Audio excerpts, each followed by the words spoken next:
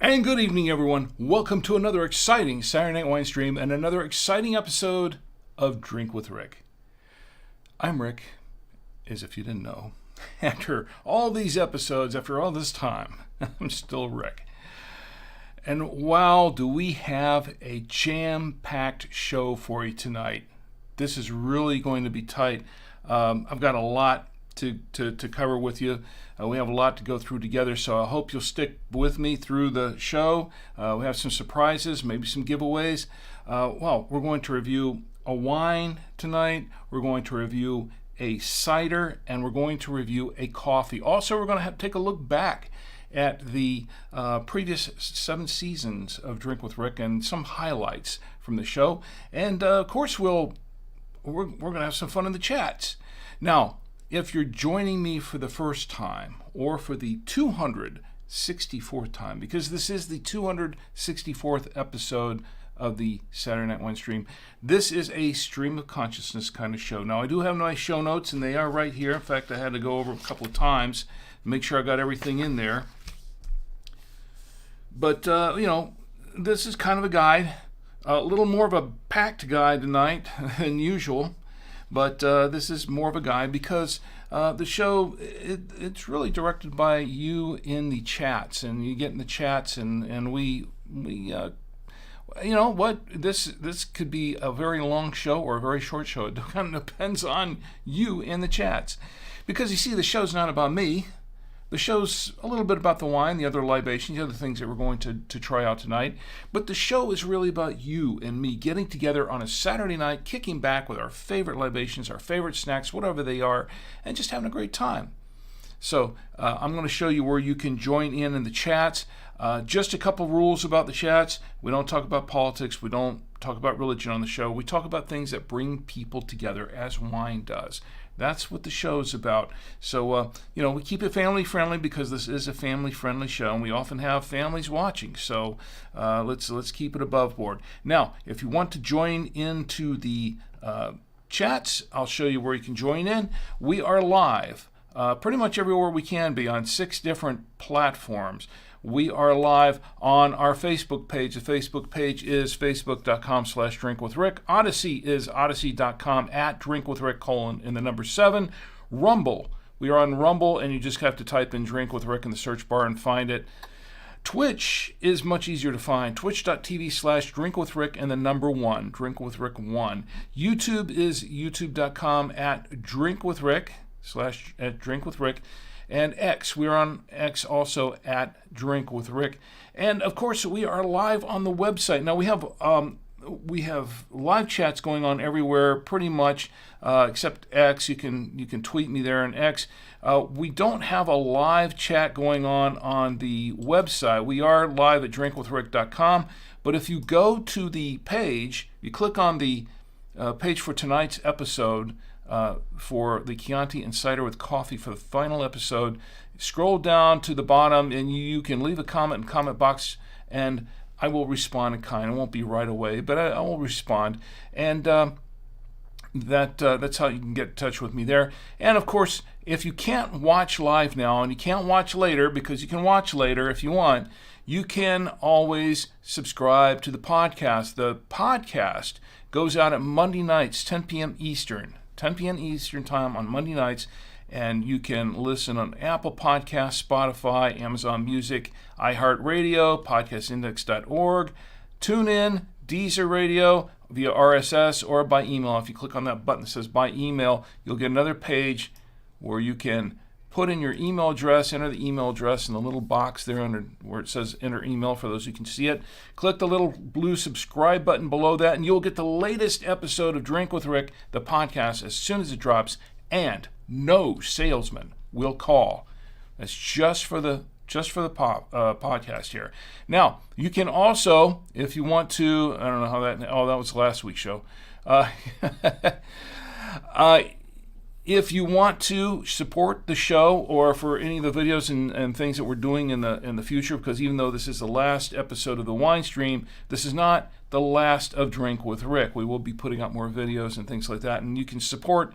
You can support me. You can buy me coffee or 2 or 3 or 5 or 10 or however you want to do. It really does help support the show, and of course, if you can't afford to do that, don't worry about it. You can always just subscribe and like and follow and ring the bell and everything on all these venues here. And if you want to do a sub, you want to subscribe on Twitch, you can certainly do that. That definitely helps support the show as well.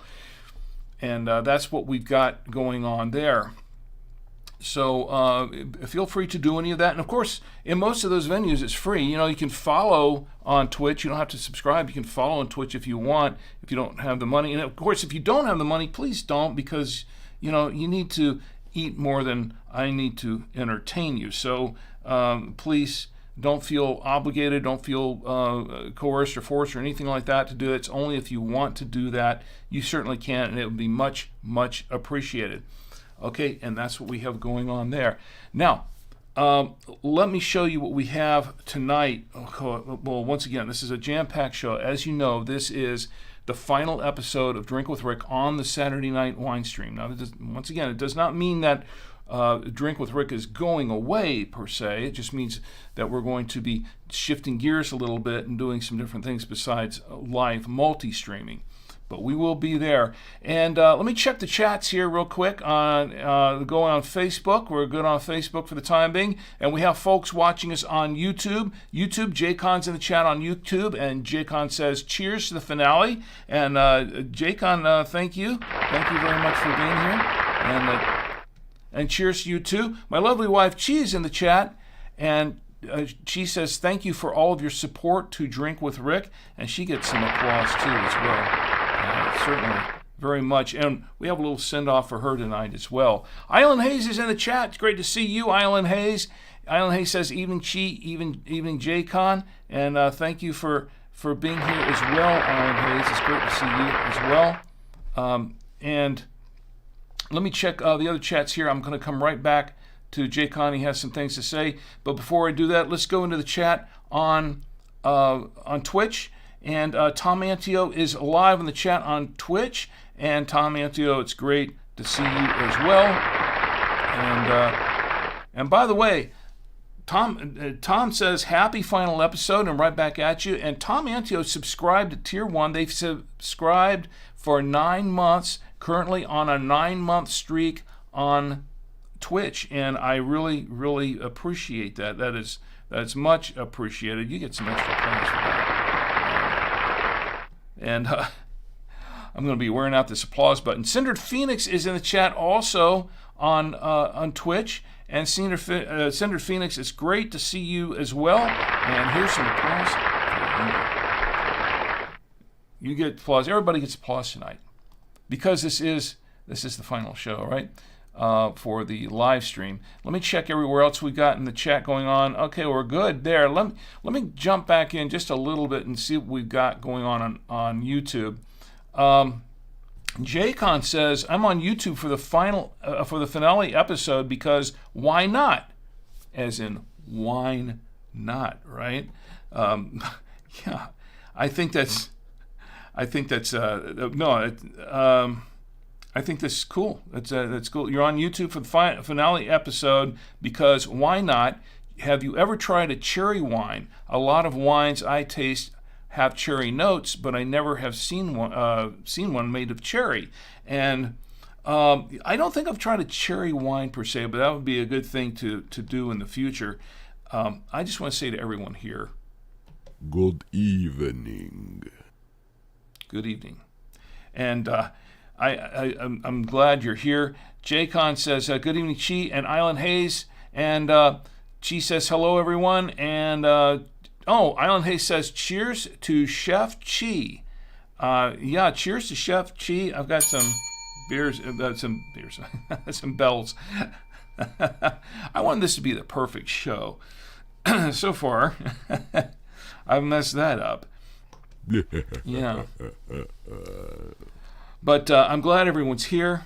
It's great to see everyone tonight, and I hope you'll stick with me because, wow, what a show we have. I've been working on this all week, and hopefully it all goes off like clockwork. Whatever that means. Okay, so here's what we're drinking tonight, because we got to get moving on it, right? Here's what we're drinking, if I can find out what I do with my photos. We're starting off with a wine. This is a Da Vinci 2022 Chianti. And Tom Antio, can you guess why I chose a Da Vinci wine? The Da Vinci 2022 Chianti. This is an Italian wine. Now here's the back of the wine. The back of the wine says, Da Vinci Chianti. The town of Vinci is home to the world-class wines of Canteen Leonardo da Vinci. The vineyards are nestled between Florence, Pisa, and Siena in the Chianti region of Tuscany.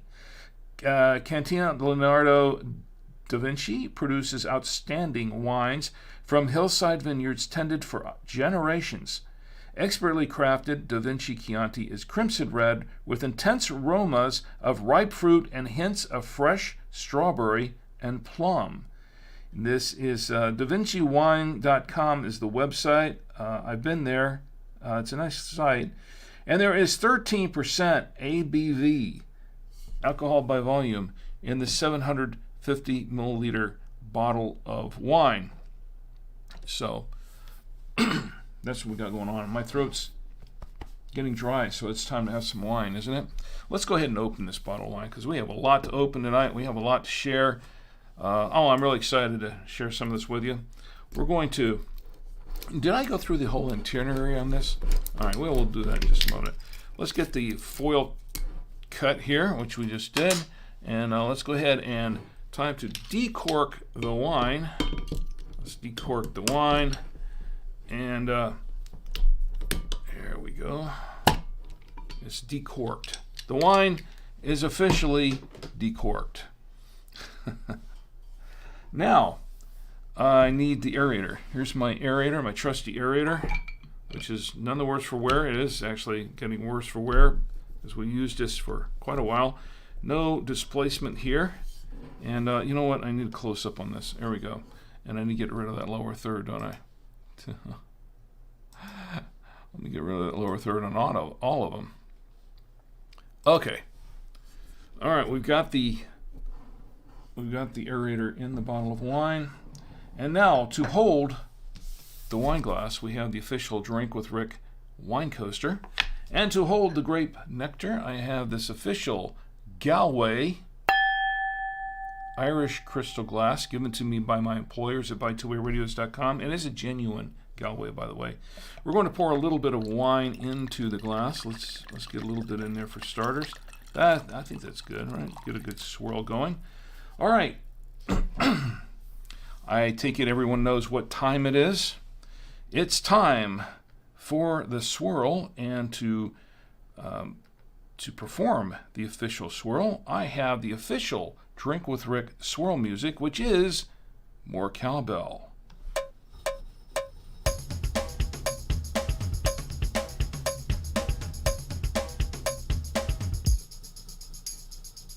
More cowbell.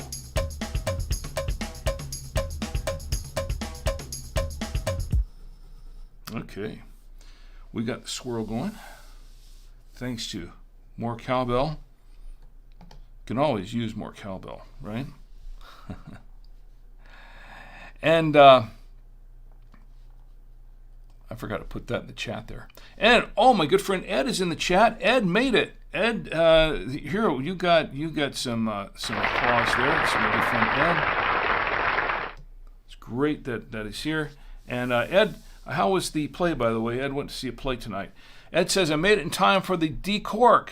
That's perfect. I'm glad you did because wow, boy, do we have a show. I think you'll like this. And we have some giveaways. We're going to do some trivia tonight. You know what? I did not go through the itinerary, did I? Okay, well, this is what we're going to do. We opened that already. We're going to review the wine. We're going to pair it with some food. We've got a few national days, not too many, but a few. We're going to do a cider review. We're going to review a cider. This should be really interesting. And then we're going to go through a little bit of a recap from the early days of the show and show you some highlights and how the show started. You're going to see a little bit of a clip of the very first episode and how the show started off and how cumbersome it was. And then as it progressed, you'll see a few clips of that. We're going to also see a few other highlights too. One with my son Tom, tasting wine and tasting beer for the first time. Some short clips of that.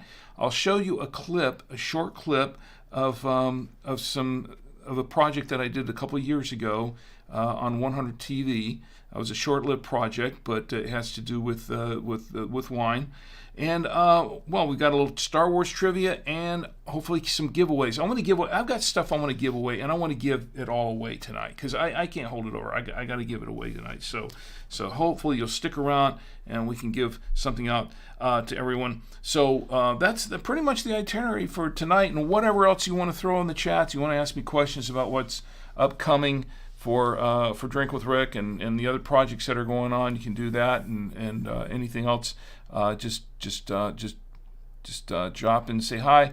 And Mo likes to post on Facebook, and I want to thank you, Mo, for really appreciate it. Please stick around and join in the chats. Okay, let's check. Tom Antio says Da Vinci Resolve. Yep. Yeah, you're right. Tom wins. It's the reason we're showing Da Vinci is because it's related to Da Vinci Resolve. For those who don't know what Da Vinci Resolve is, it is it's a nonlinear editing system that we use. Tom uses it and work on his job, and I use it for editing my films with. And I'm going to be using it a lot more. And this goes into the upcoming.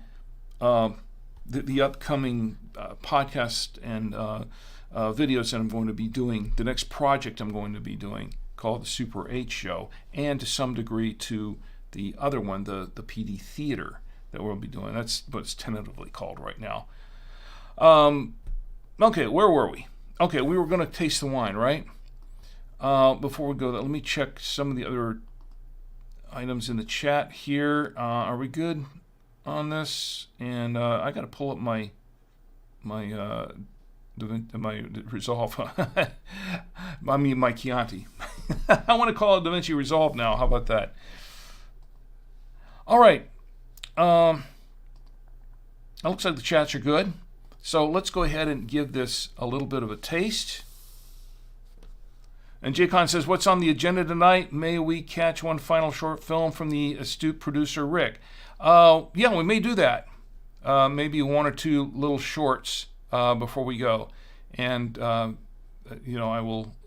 we've shown some of them before. I think Ed's seen them, but they're always fun to watch. I'm going to show a couple of the really, really short ones that I've shown many, many times, but this falls under the most shown shorts.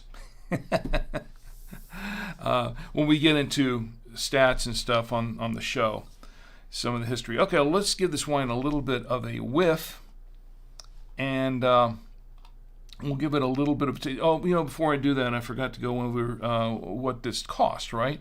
So I checked around online. I checked around for pricing, and this Chianti actually gets 3.5 stars out of 18,638 ratings on Vivino. And I checked a couple other sites, and it gets similar ratings there. But they get a median price of about $13 or $13.64 on the internet. Now, this is what I paid for the wine, because I have the receipt right here. What I paid for the 750 milliliter bottle of Da Vinci Chianti, I paid... Well, wait a minute. I need the drum roll, don't I? I'm missing something here. Okay. Here, where's my drum roll? Drum roll, please. Okay. I paid $14.49. $14.49 right there. And you know what? I purchased mine at Total Wine. It's available in a number of places online, offline and online. But I purchased mine at Total Wine. You can usually find them there. And I think that was, a fair deal. We'll see if I like this wine. I've heard some good things about it. But we're going to give it a little bit of a whiff, and then we're going to give it a little bit of a taste. So let's see. That's what we have here.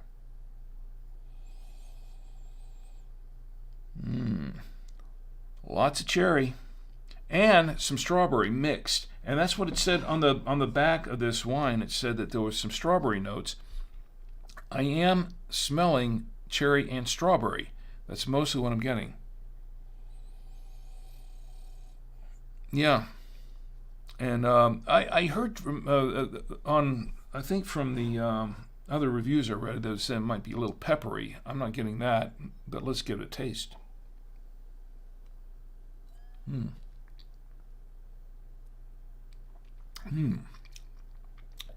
Oh yeah, it does have a peppery taste. It does, actually. And I'm getting cherry, I'm getting strawberry, I'm getting pepper. Well, there's quite a bit of pepper. And I'm getting some oak.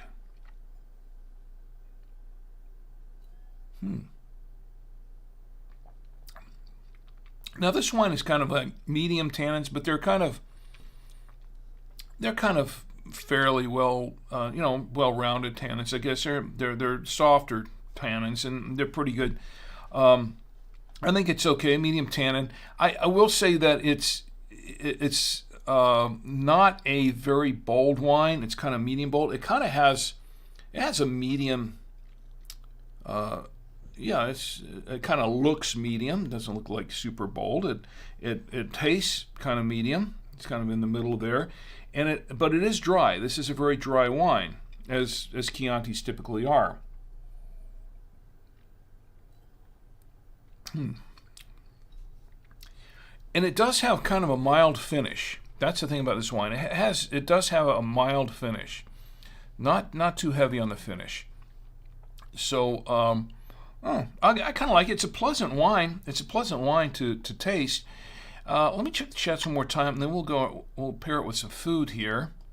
And Ed, how are you doing tonight? Hope everything is going well for you. And Jacon Island Hayes says, let me catch up on this a little bit. Oh, Jacon says, have you ever done a short of shorts while wearing shorts? Not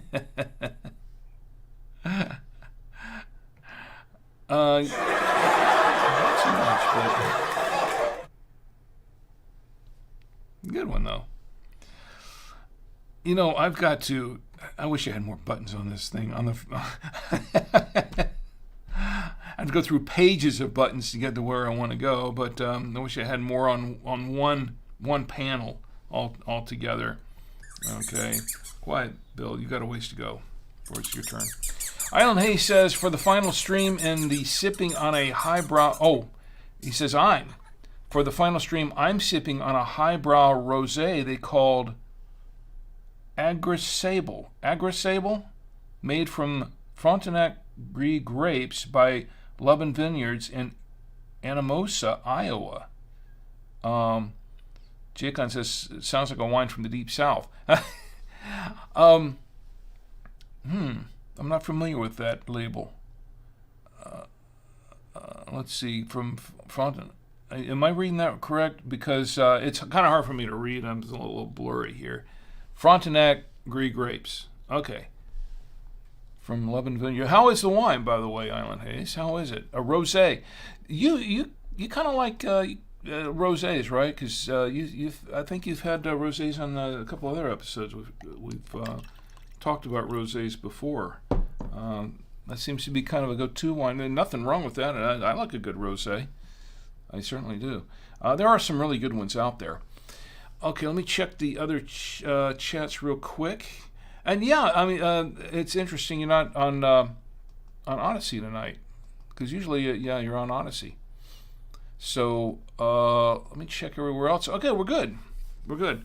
All right, so let's go ahead and pair it with some foods, and then we can get to all the festivities and all of the fun.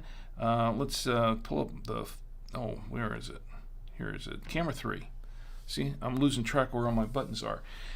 I need a producer. Too late now. It's the last show. All right, so this is what we have to pair it with. And what we have tonight is we have a very interesting mix. I believe this is, what do we have here? This is it's not a prime rib. What is this? Filet mignon? What is this again? I forgot what it is now. It's a steak of some sort. What is it? Chi, maybe you can help me out with that. It's, I think it's filet mignon. But we're gonna try it out. It's good. Very, very good. The steak is very good. You know what? I have a feeling this is going to pair very well with this wine. It's not overly tannic. There's a fair amount of tannins, but it's kind of a smooth tannic wine. I'm still chewing this up. All right.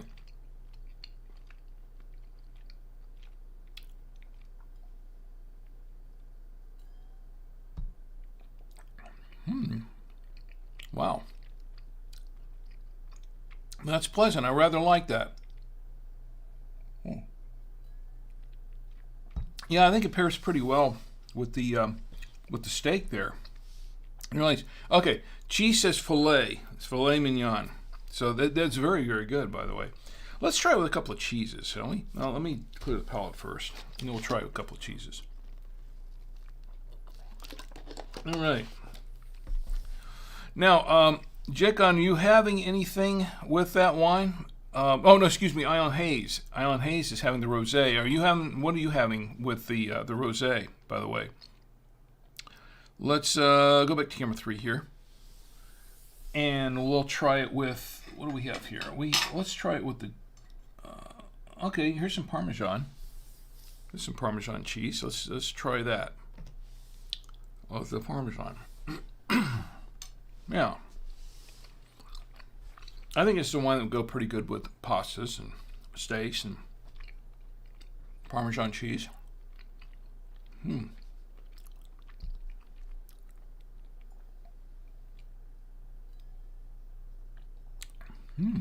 Yeah. Oh, that's good. I like that. This is a good. I think this is good with a pizza or a spaghetti too. Cheese and pastas. I think this wine would go fine with. Let's go back. Let me clear the palate again.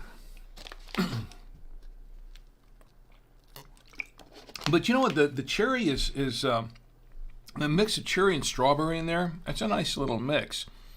But it is quite peppery. I'm actually a little surprised that it is that peppery. But it's pretty good. And there is some oakiness to it. It's not. It's light, but it's there. Let's go back to camera 3 and let's try it with the cheddar. It's a sharp cheddar cheese from is it not Cracker Barrel? What am I thinking? It's Hickory Farms. I keep wanting to call it Cracker Barrel. Hickory Farms. This is a nice cheese actually. Very sharp cheddar.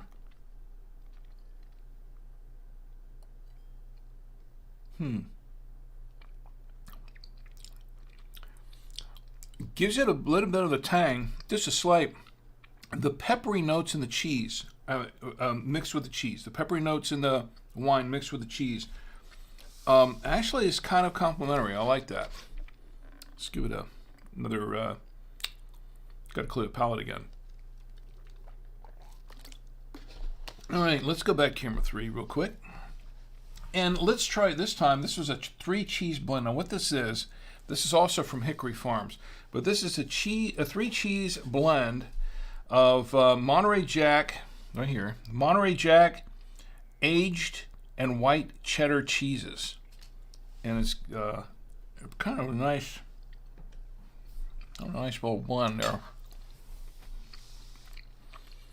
Now this has a little bit of tanginess to it too. So I wonder how this will work with the pepperiness of this wine.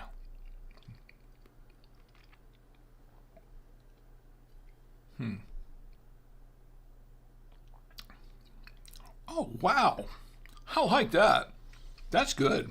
Oh, boy. Yeah. The pepperiness of the wine mixed in with that cheese, which is kind of has a little bit of a peppery kind of taste to it also. Mixes really good. And onion. It has some onion in there too. It has a little bit of an onion taste on the cheese. Very good. I like that. I mean, so far, I'm saying it's a winner. So far, I like this pairing with the wine cheese. I think this final episode, will be the best episode. Let's see if we can make it the best episode ever. Island Hayes says, pairing with meat and cheese snack pack from a meat locker in Wisconsin place is called Louis Finer Meats. Is it Louis? Louis Finer Meats. And I would highly recommend if you're ever in northern Wisconsin. And Jaycon says, thanks to you, Rick, I've been getting garlic stuffed olives at my local market. Great combo with wine. Now you just need to show Chi the light. Oh, great. That was the wrong button, by the way. This is the button I was going for. Oh, yeah. I love those. They're good, aren't they, Jaycon? They're good, right? The garlic stuffed olives? Those things are great. It's, I probably should have had some up here with the cheese, but we'd be going on all night just tasting food. Or watching me eat. My second dinner, as my lovely wife she calls it. The second dinner. But, it's... well, okay, so we've got the pairing done. Let's go ahead and do the national days, because that's what it's time for. It's time to do the national days. And it's not like we have that many national days to toast, but we do have a few. And, we'll go through those, because I've got a lot. This, like I said, this is a jam-packed show. So we're going to try to get through this as get to the fun, really fun stuff. Oh, this is fun. This is fun because we're toasting. We're toasting national days, right? So everybody, let's toast the national days together. Tom Antio says, and Chair Cook's in the chat. Chair Cook's, good to see you. Thank you for being here tonight. Chair Cook's gets some applause. Thank you for being here tonight. It's good to see you. And tell me how you're doing, or what you're drinking, or what you like to be drinking. It's good to see you in the chat on Twitch. And Tom Antio says, Da Vinci. Chair Cook says, what's the wine? And this is the wine. Tom says, Da Vinci wine. This is what the wine looks like. That's the front. Da Vinci Chianti tonight. Now, that's not the only thing we're trying tonight. We are going to be trying a few things. We're going to be trying the wine. We've already paired it with the food. We're going to be trying a cider, which is a very, very interesting cider. I think you'd really like that. And we're going to be trying a coffee. Now, this coffee is a little weird. Well, I don't know if it's weird, but I haven't tried it yet. But I didn't expect to see this kind of coffee, this branded coffee. So this should be interesting. We're going to try that towards the end of the show. But stick around, because we have some Star Wars trivia, and I want to do some giveaways. So stick around for all of that. Chair Cook says, I'm sipping on a Suntory Hibiki Harmony on the rocks. That sounds good. It sounds. Are you having it with anything? Or just having it on its own? Nothing wrong with that either way. That's the important thing here is for everyone to just get in and just drink with me and have a good time. I don't like to drink alone. So Jaycon says it's funny that it is made with Greek grapes and it's greasable. Good, good dad wine. I like that. It's greasable. Agreeable. You don't say the S, I know. Let me do that again because I messed it up. Jaycon says, that's funny that it is made from Greek grapes and it is agreeable, good dad wine. So I'm going to give... yeah, that was really cool. Give that one. Jaycon says, please don't do a Maud's coffee. You need to end the show on a positive. Yeah, I agree with that. 100%. Um, I can't find out where I do with the rest of my stuff here. My other reactions. Oh, I don't know where it went. I can't find my other reactions. Yeah, that was really cool. I'm just hitting buttons everywhere. Okay, where am I? I'm just gonna hit all the buttons tonight. It's the last show. Why not? I'm just gonna hit all the buttons. Okay, so yeah, right. All right, this is what I was looking for, Jaycon. So you're saying, please don't do the Mods Coffee. You need to end the show on a positive. For those who are not familiar with the Mods Coffee, we reviewed a few of them in the past, and they were a little bit less than stellar, in my opinion. Let me just put it to you this way. It's a completely different kind of coffee. Yeah, it is. All right, so, and Ed says Henry the Fourth, Part 2, was a great performance. No, Henry the Sixth, Part 2. I'm a little dyslexic tonight. Ed, sorry about that.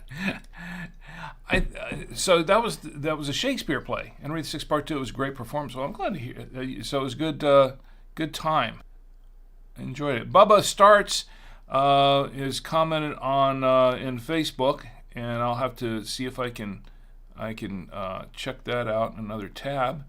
Let me open that up and see if I can, if it'll open up for me. It's going to open up for me? It's slow because I have so many tabs open. All right. Well, I'm going to wait for that tab to open. While we're doing that, let's go ahead and toast. Where was I?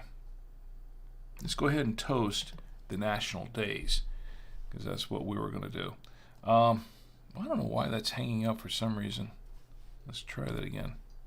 Still hanging up. Okay. I can't see your comment right now, but I will see if I can see it a little bit later, Bubba. Maybe it'll pull up here for me in a few moments. Okay. Where were we? Oh, the national days. So this is what we have. We have some national days to toast. Today, which is January 18th, 2025, for another hour and 14 minutes. Today is National Use Your Gift Card Day. That's right. Today is National Use Your Gift Card Day. Yeah. So third Saturday in January, as if you didn't know. So use your gift card, everyone. I'll drink to that. That was founded in 2020 by National Day Calendar and Tilson PR agency. By the way, all these national days are courtesy of nationaldaycalendar.com. National Day Calendar is Marlo Anderson's site. He is the CEO and the curator of all these national days. So, Marlo, thank you very, very much. All right. What do we have here? Next is National Michigan Day. Today is National Michigan Day. And why is it National Michigan Day? Well, because National Day Calendar wants to celebrate Michigan as the 26th state to join the Union. Now, what they've been doing is that every week they choose they go through all the states, all 50 states, and order of when they joined the United States.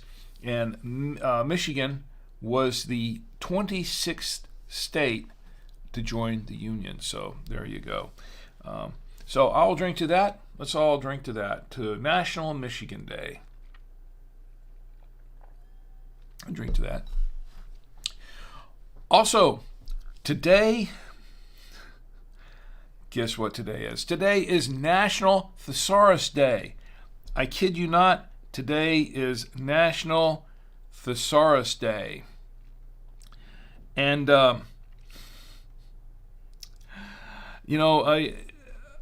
I didn't know. I got a question about that. What's another? Here's a trivia question for you. What's another word for thesaurus? obviously, there's got to be, right? I mean, if it's a thesaurus. And what's another word for thesaurus? I've got one. It's called onomasticon. Onomasticon. And if you don't know what onomasticon means, it's basically means it's another word for thesaurus, I guess. Here's some other synonyms I looked up for thesaurus. One would be a glossary. I don't think that matches very well. A lexicon, terminology, vocabulary. I don't know. Language reference book, source book, a word list. Thesaurus, not just word list, because there's synonyms, for words, or something that's similar to that word. Another way to say that word. I'd probably say onomasticon is probably the best choice. So here's to National Thesaurus Day. I will drink to that.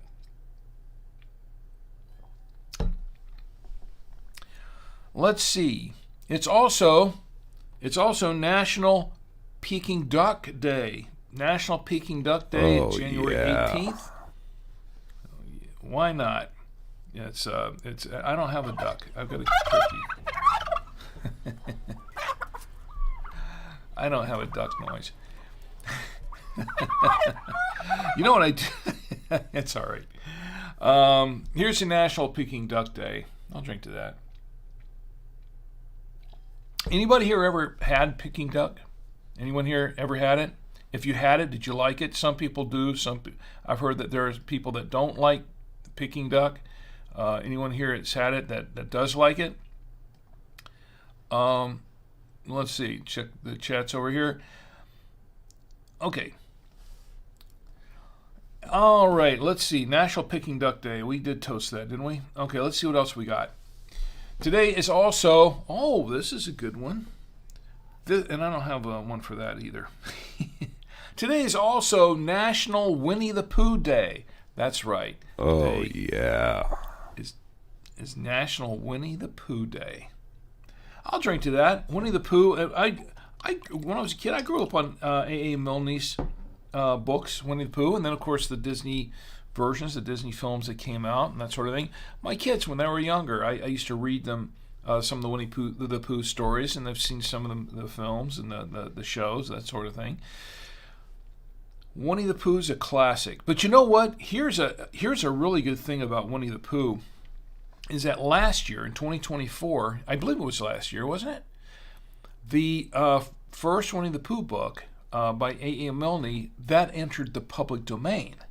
So now you are free to take the original Winnie the Pooh book and do whatever you want to do with it. Make a derivative work or make your own Winnie the Pooh film or something. You can't use the Disney copyrighted versions of it, but you can make your own version of Winnie the Pooh and put it up there. It's in the public domain now, so you're free to have Winnie the Pooh. So here's to National Winnie the Pooh Day. I will drink to that.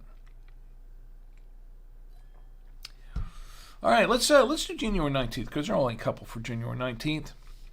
January 19th, which is Sunday, January 19th, 2025, and that will be today in another 8 minutes. No, an hour and 8 minutes. I'm sorry. An hour and 8 minutes, only 10:53. An hour and 7 minutes. Okay. It is National Imagination Day. Now, this is a very important day. It's National Imagination Day. Because if you don't have an imagination, imagination is important. I have a friend who used to say, imagination is I used to say it actually when I was younger. I used to say, imagination is the most important thing you can have. And then a friend of mine used to follow that up with, if you don't have imagination, you don't have the best thing you can have, the most important thing you can have. I think imagination is very crucial to innovation. You can't have innovation without imagination. You have to be able to imagine it. If you can dream, how's it go? If you can dream it, you can do it, right? Imagination is very important. So, to National Imagination Day, I will drink to that. It's also National Popcorn Day. That's right, today is National Popcorn Day. I have to bring the turkey back because it's National Popcorn Day tomorrow. So have some popcorn if you can have it. Unfortunately, I cannot eat popcorn anymore. But to everyone who can eat popcorn, tomorrow is National Popcorn Day, or it's going to be Sunday. It's National Popcorn Day. So, and that goes good with beer too, by the way. It does. Some beers. It goes good with beer. So here's the National Popcorn Day. I will drink to that. I miss popcorn because, I love the movies. I love going to the movies. And that was part of the movie experience, right? The smell of freshly buttered popcorn, in the theater. That was part of the whole movie-going experience, wasn't it? Yeah. So I'll drink to that again. Here's the National Popcorn Day. I'll drink to that. And with that, I think it does it for the national days. This is what we're drinking. We're drinking the Da Vinci Chianti. It's a 2022. It's a wine from Italy. A mix of cherry and strawberry. You know what? I think at the moment the strawberry is kind of overpowering the cherry just a little bit. Peppery, still peppery. It's really nice, and it's a little oaky, medium tannin. They become kind of milder actually as I've been drinking it, and it's a nice smooth finish. I like this very much. So I think this is going to be.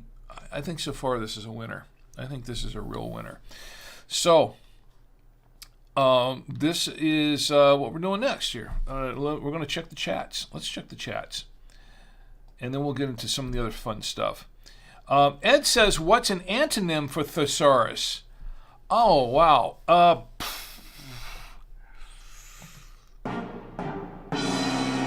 I don't know. An antonym for thesaurus. Ed, I bet you do. What's okay, Ed, what is an antonym for thesaurus? Because I don't know. I did not look that up. I should have. I should have looked it up, but I didn't. So Ed's a very, very smart guy. He's I've known him for many, many years, and he's very well read, and he knows his words. Ed, what is an antonym for thesaurus? I'll tell you what, Ed. You give us the antonym for thesaurus, and I've got a book to give to you. I want to give out some of these books, as a matter of fact. I'll bring them out shortly, but I've got a book to send to you as a gift, as a prize, just for coming up with that, because I didn't even think about that. Didn't occur to me. All right, let's check everything else. And Twitch is good. Cheer Cooks, you're still sipping on the Centauri Hibiki Harmony on the rocks. That sounds pretty good. And Jaycon says, this is very interesting. Excuse me, I missed something from Mylan Hayes first. Says, that is a great day. I very frequently forget to use mine. I forgot which day we were talking about. Oh, imagination. That's right, imagination. Okay. How soon I forget. No, you don't lose the imagination. Yeah, that was my bad.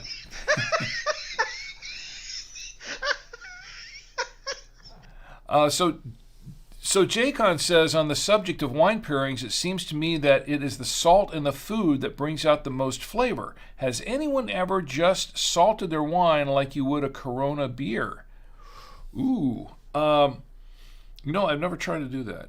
I don't know that I would really agree to that it's the salt that brings out the most flavor, because there's so many different flavors in there that can accentuate the flavor of a food besides salt. I mean, there are a lot of different things. I mean, you got so many spices in there that can do that. So many things that I think any one single spice on its own, if there's a fair amount of it in it, can actually affect a wine, especially if whatever's in the wine can complement that spice. I think it does very well. Salt, I don't know. I mean, just the fact that it's a salty food with a wine, I think that's really more of a beer thing, to be honest. I've never tried it. I've never tried putting salt in wine. I've never dared.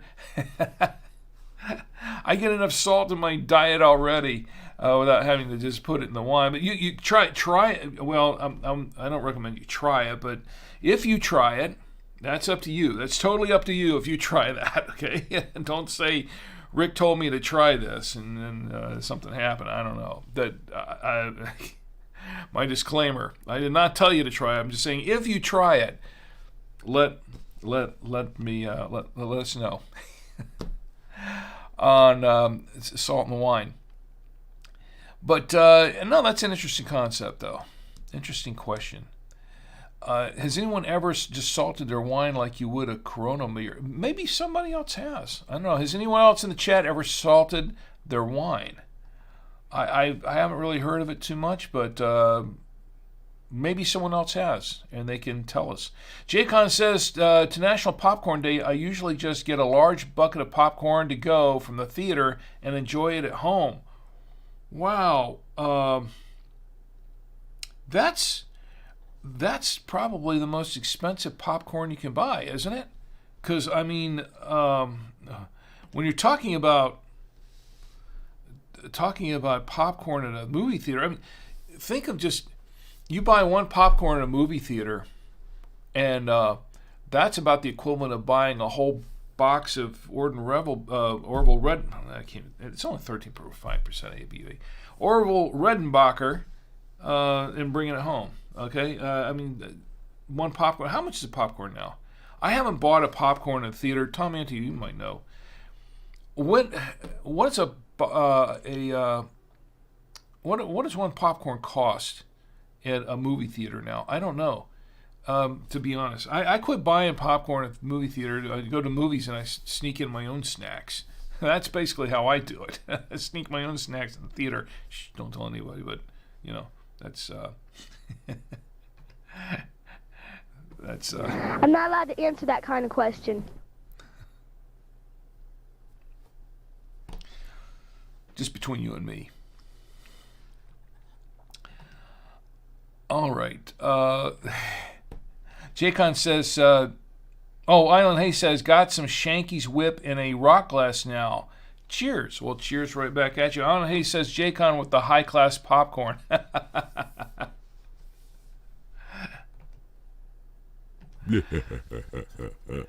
All right.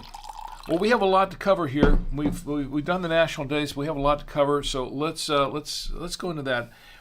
As you know, the wine stream. This is the last episode of the wine stream, and I have some things set up, queued up to show you, especially those who are kind of newer to the wine stream, as to how this started, because it kind of started ugly. It did. I mean, it really did start ugly. It was started on a kind of just a whim, and then it grew from there.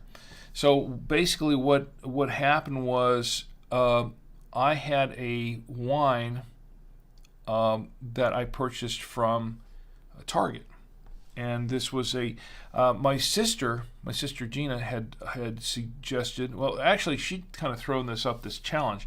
She said, well, Target has this wine now. This is kind of weird. It's a wine from Target. They have their own labeled wine. And they said, maybe we should, somebody should just buy one and review it and tell us how it is. And I thought, maybe I'll do that. So I went to Target and I bought this wine, a bottle of it. And I thought to myself, why don't I do it live? Why don't we just sit down and do it live, and we'll just review the wine together. And so my sister got her friends together, and we all sat in, did this live stream on Facebook. It was only on Facebook, and at the time, and we reviewed the wine. And from there, because it had I think we had like over 200 people, 200 views on this thing live. And I thought, well, this is interesting. The next weekend was the annual Podfest in Orlando.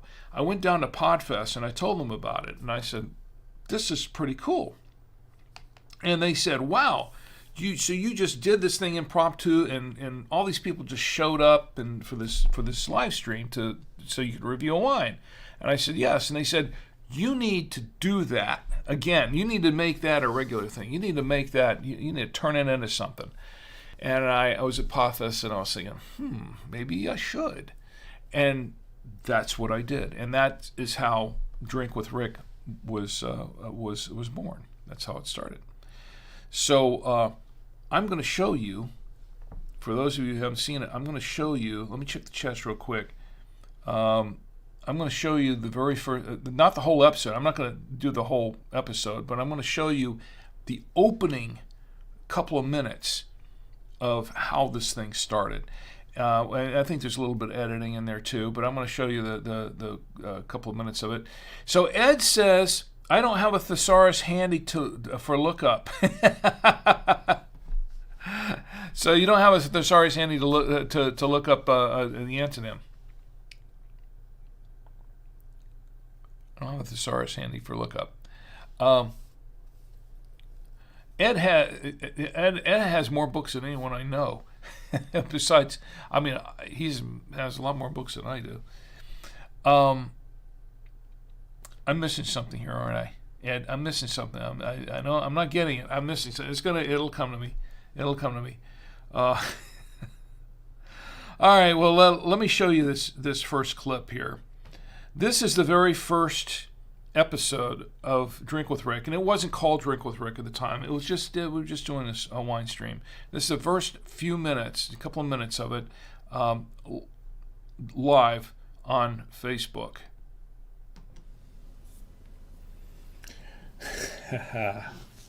Okay, this is going to be fun. All right. Normally, this is the set of the Free Stuff Show live stream that Tommy and I do. As you can see, Tommy and I, Tommy's not here tonight. He was here earlier. But let me turn down this audio a little bit. Tommy's not here. It's his bedtime now. That means it's time for me to try this wine. I don't know if you've heard about it, but Target has, a couple of years ago, Target released a low-budget wine, about a $5 wine. It got some interesting reviews. Some people liked it. And this year, just a few days ago, Target released another line of wine. They released a premium wine, I guess, to go with their budget one. And this one is called The Collection. And I think there are 4 or 5 wines in this collection. They have a few whites, a couple of reds. They have a red blend. They have a couple of whites, and they have this cab. I picked up the cab because I'm really not a white wine kind of guy. And sometimes I can drink a Chardonnay or something like that, but really I prefer the drier reds and the kind of the fruitier reds, and the cab kind of fit the bill for that one. And this one looks pretty interesting. I can't say I'm crazy about the label. Doesn't look like much. I mean, for a premium, especially for a wine that's being sold as a premium wine, I would have expected something maybe a little bit, I don't know. Maybe they could. Some people call this classy, but I don't know. It looks like they didn't put a lot into the label itself. That's just my taste, I guess, for art, for labels. But there are some wines that I do like. So we're going to open up this bottle. We're going to give it a try, and you have to bear with me on the opener because this one's falling apart on me. I've gone through 3 corkscrews in about the last year. And, well, yeah, I drink a lot of wine, but there we go. So we're going to try this out. I'm going to pour this into my glass. I have a nice crystal glass here. That we have a set of these crystal glasses that we have had some years ago, and I'm going to give this now. I do not have an aerator up here with me. So normally I would have a nice wine aerator, and I can't really pour it as I would like to because I'm up here in the studio, and I want to be very careful I don't spill anything on anything here because I have some other stuff in the studio I don't want to disturb. But let's take a look at this wine. Now, of course, I've got the studio lights on, so I'll hold it up and let's see who's joining us in the chat here while I'm at it. Gina's in the chat. Great. Just in case. Gina says, do you have an ambulance standing by? Just in case. I'm a little concerned about Target doing their own wine. So am I, Gina. So am I. No, but I have a nurse in the next room. It smells okay. It smells safe.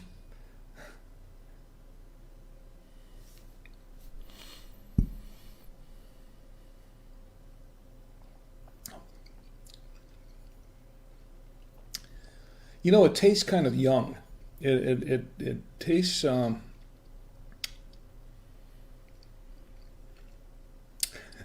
It's a little. I don't know. It tastes a little young, but it's not bad. No, it's not smoky. Penny. It's not smoky. It's kind of light. It's not heavy. It's definitely not a heavy wine. Yeah, yeah. I'll keep drinking. Let's try a few more. That's actually. I'm not going to say that's the idea, but it is an idea. I guess we have to try some more, just to be sure. Yeah, Penny. This could get interesting. At this point in time, when you get to down to this much, you really won't care. You really won't. It's actually pretty good. It's not. Yeah. Penny's gone, so I can say this right. It's actually pretty good now. It's not a. Once again, it's not a bad wine.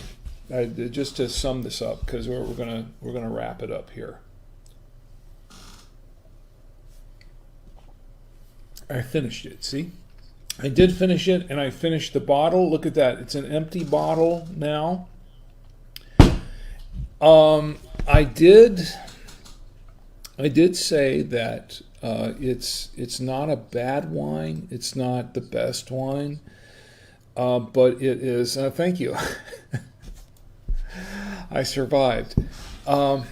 That's cheese line. That's my wife's line. 25 years we're married. I survived.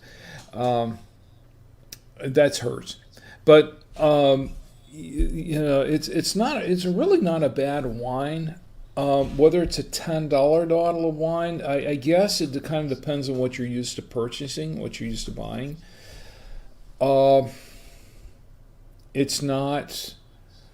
It's definitely not a $15 bottle of wine. It's. I really say it's more like a $7 bottle of wine. Maybe.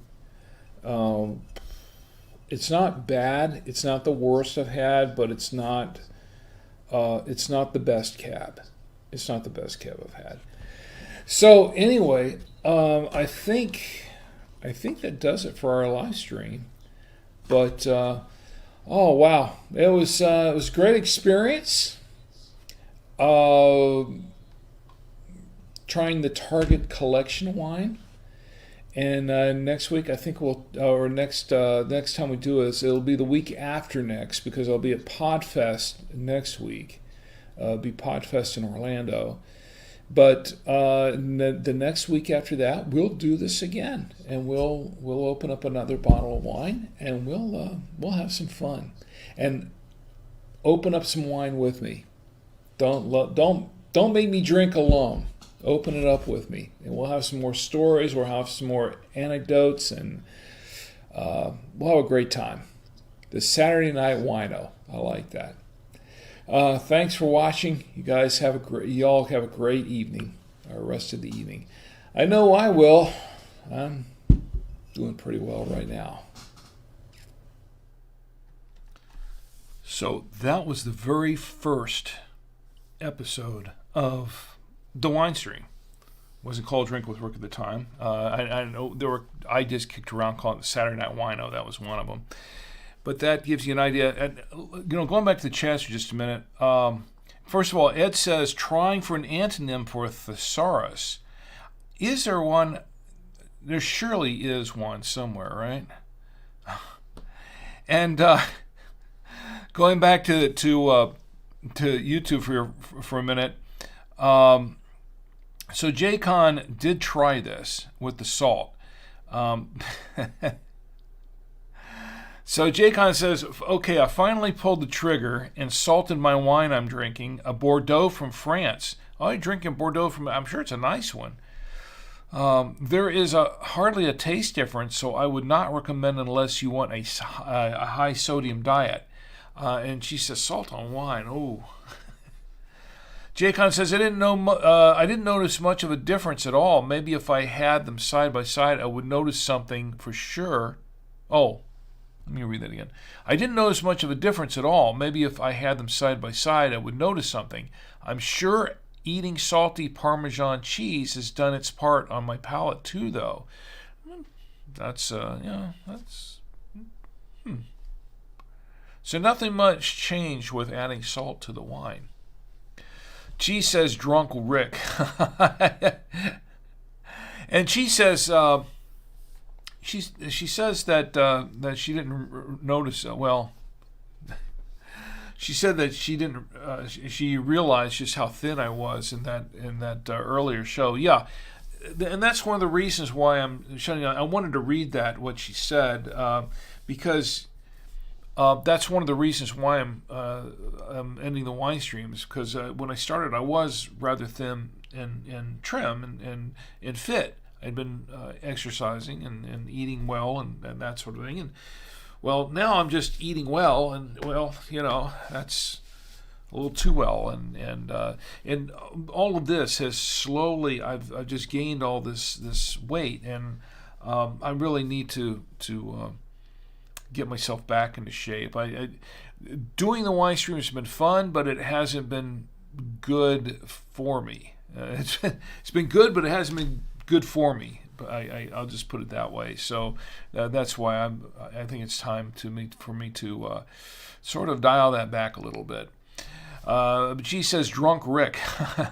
J-Con says, the wine stream has clearly made Rick the man he is today. That's... This is true. This is true. Actually, this is, yeah, more like this.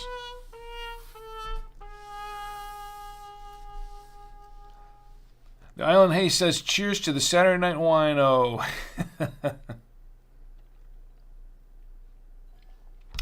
Let me show you the second clip, though. This one is not quite as long, I don't think. This one is a very interesting clip. This was after. This was episode 5. We'd gotten several episodes in. And if you notice that the back was not very. It was pretty bare for the most part. And we were doing something else called the Free Stuff Show. Another. It wasn't really a stream per se, but there were videos, a series of videos, and.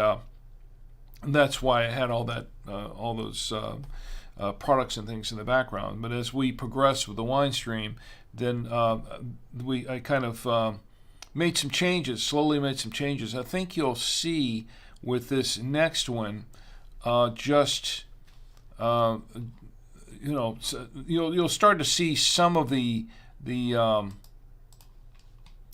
what I'm looking for, some of the changes and how it kind of mutated and progressed over time. So here's the second if I can pull it up here. There we go. There's a second clip.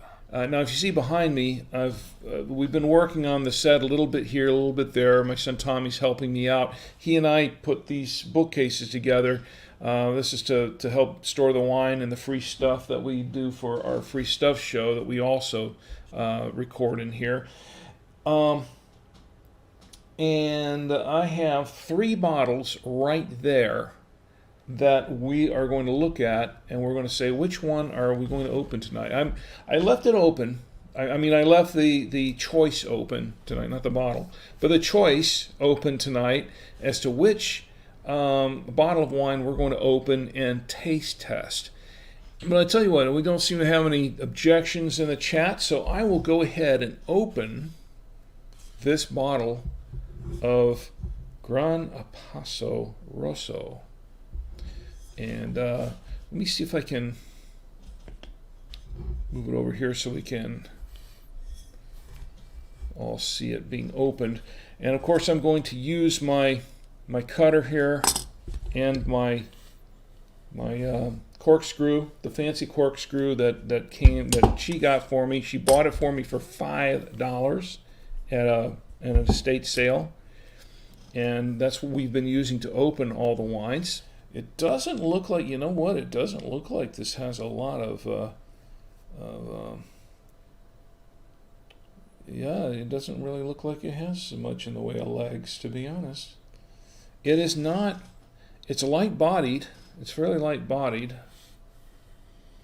Let's give it a smell here, so make sure this is okay. That's an interesting...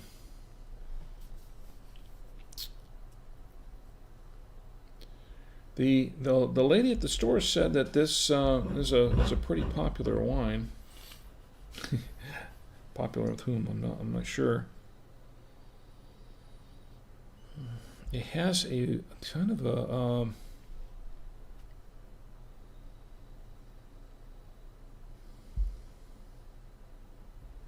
give it a taste.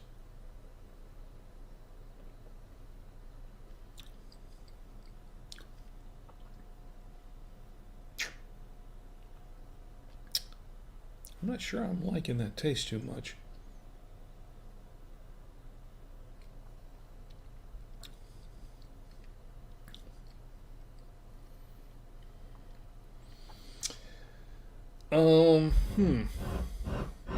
Maybe I should have opened the Napa Valley bottle. I'm going to tell you right now, it's not bad. It's not my favorite wine. It's an interesting wine, but this is not my first choice. So that was not my favorite wine. I tried some good ones. I tried some bad ones, some in between. And that was the 5th episode. Jaycon says, whiskey has 0 carbs. Well, yeah, I guess it does, but I need to keep whatever few brain cells I have left on me. I know whiskey's good, but I have to dial all that back. It just hasn't been really healthy for me to just drink so much. So I've got to get myself into a little bit better shape here.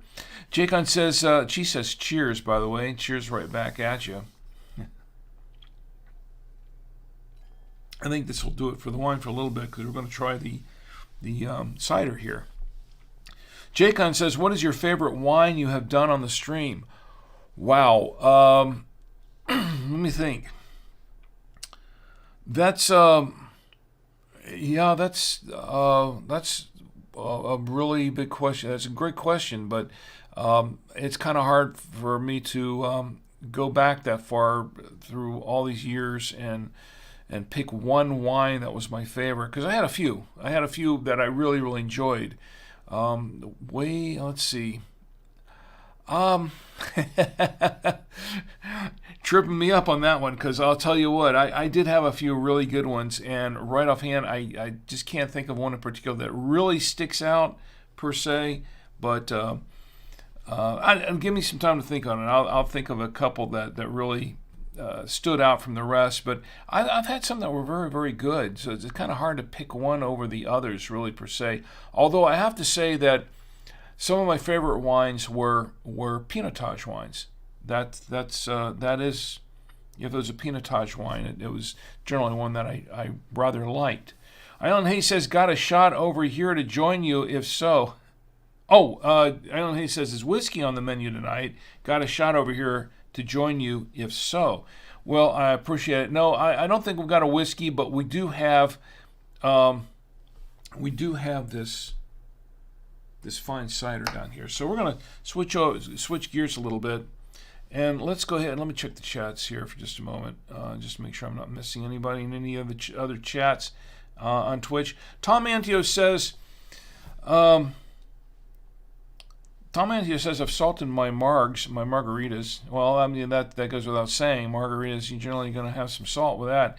Way too expensive. But then again, last time I was at the theater, he's talking about the popcorn.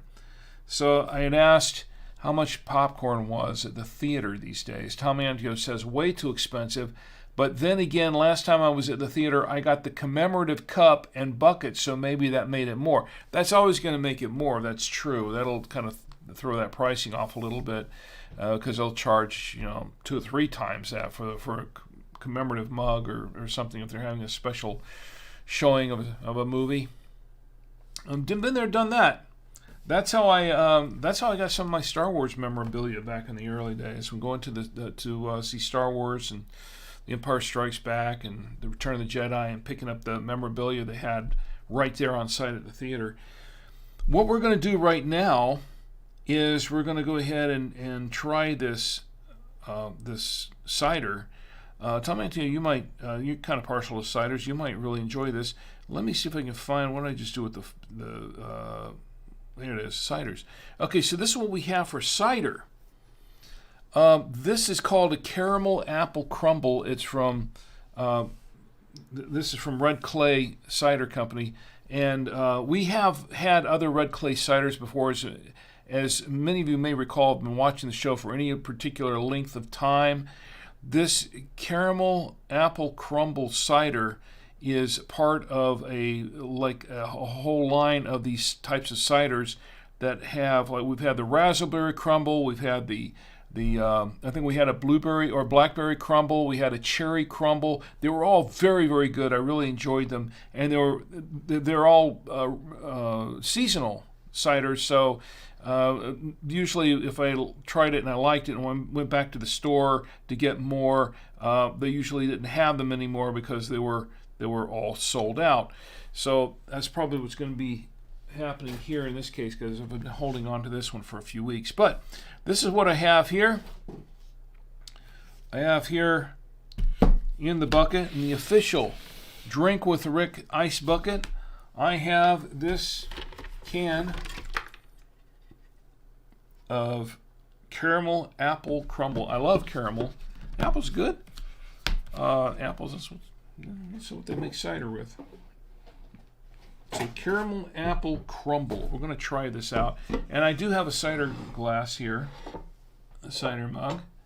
And pardon me over there, Bill. I didn't mean to get you over there. He's coming up later. In good time, Bill. In good time. Roadkill Bill over there, waiting for his turn. So anyway, so I've got the cider. And I have the, I didn't show you the back of the cider, did I?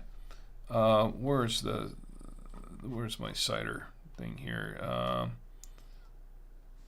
I think I had, where's my cider photo? It's right here. Here it is. Okay, so that's the cider, the caramel apple crumble cider is what we've got there. Now, this is the back of the cider. I'm going to show you the back of it. Red Clay, and I'm going to read the back of it for you. It says, produced and canned by Red Clay Cider Works in Charlotte, North Carolina. So this is local. This is local cidery. And it says, imagine Grandma's caramel apple crumble. Now imagine that recipe baked in a can. This semi-sweet pastry cider is loaded with apple and vanilla, notes of caramel, and finishes with a touch of cinnamon. Oh, that sounds really good. Oh, yeah. So here are the ingredients. Cider, fermented apple juice, not from concentrate. So it's not from concentrate. Apple juice from concentrate. So they got both. Caramel extract, cinnamon, and vanilla. And this is North Carolina apples. These apples were grown in North Carolina, and it is naturally gluten-free. And there is, going back to the first photo here, if you can see it down the bottom, the lower right-hand corner. Oh no, excuse me, it's in the, yeah, it is. I don't know if you can see it there. I cut it off. 6.5% ABV in this 16 fluid ounce can of cider. So we're going to open that up right now. Let me get rid of the lower third. There we go. Let's do that. Okay. Let's open up this cider. This looks pretty good. Now I've had some of these others, and they were really good, and they tasted like the real deal. So we're gonna pour some of the cider in here. Not too much. And by the way, if you don't have a copy of the cider tasting notebook, which I actually have one way over there, it's not in front of me right now, but you can put your reviews in there. The cider tasting notebook, the official Drink with Rick cider tasting notebook, which is available on Amazon for $8.99. But I may give one away tonight. You got any new viewers in the chats? Jump in the chat. I may give one away to you tonight. Tom Antio, I think you're a cider person, so you a cider guy. So let me give this a little bit of a whiff. Whoa, caramel and apple. Okay, this is caramel and apple. And I tell you what, it looks nice too. Let me go up to the other camera. This has a nice, it's a little bit fizzy, just a little bit. There's some slight carbonation. Let me go this side there. There's some slight carbonation. I don't know if you can see it there, but not too much. Not overly carbonated. Let's, but it does smell like apple and caramel. A mix, like a 50-50 mix of both. So let's give it a little bit of a taste.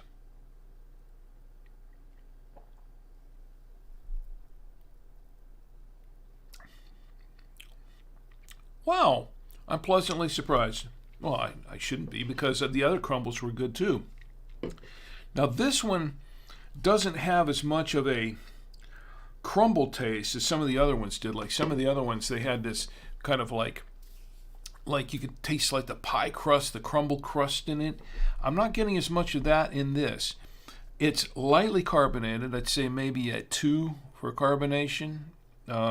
If you're looking at the scale at the Drink with Rick, the official Drink with Rick cider tasting notebook, which I should have brought one up here, but I didn't. It's down there. I don't know if I can reach it. But it's it does have it's caramel. I can taste the caramel. It's a nice.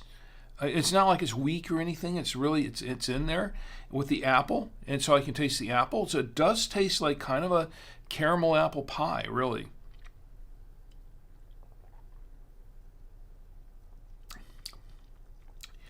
And I am actually I am getting the cinnamon. The cinnamon's actually strong too.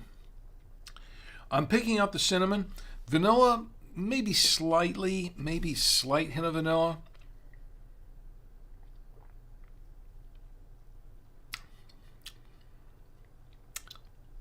Slightly. It's in there. But the cinnamon's there. The caramel is there. The apple is there. This is very good. If you like a combination of those, like an apple crumble pie or apple crumble, you would like this. This is really really nice. And who likes the ciders here? Is that Jacon or Island Haze? One of the two of you do like the ciders. Let me see. And I think you might like this. So, Jacon says, speaking of whiskey, I've been on a whiskey diet. I've lost a few days already. I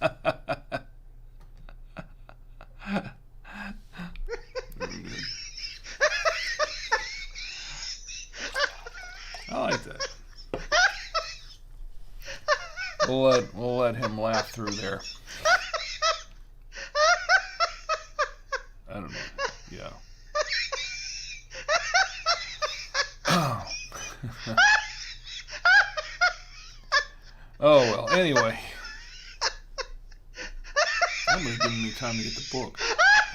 All right, so we just gotta let him go.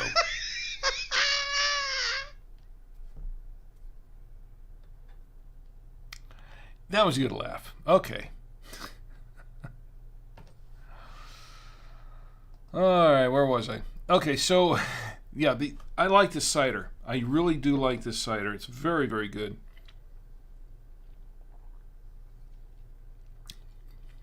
Oh yeah, I think I might just finish off with that cider. And I like the wine. The wine's very good, but switching to the cider, I really like this. I think I'm going to have a little bit more. You know what? I think I'm going to continue to drink the cider now as we go to the next clip. Going through the history of the Saturday Night Wine Stream. That's what we're doing right now. We're going through the early days of the Saturday Night Wine Stream, just so you can get a taste of what it was like. See what I did there? Yeah. So you get just a little bit of a taste of what it was like. And in the early days. And I'm going to show you a couple of extra clips that are kind of cool. I think you'll like. And yeah, a couple of short films. This might go a little bit long tonight, folks. It just might, because this is the last episode, and why not? Let's just enjoy ourselves tonight. Okay. So this is what I've got lined up. The next clip here, if I can pull it up here. There we go. This was episode 9. You saw episode 9. That was, I said it was episode 5. It was episode 9. Episode 15. Some episodes later, I was continuing to build up the studio a little bit and trying to get it more acclimated to a drink with Rick. And I think it was about that time that we really started calling it that. Maybe a little bit before then. But here is... Here, and I hit the wrong button, as I always do. All right, here is from a little clip from episode 15.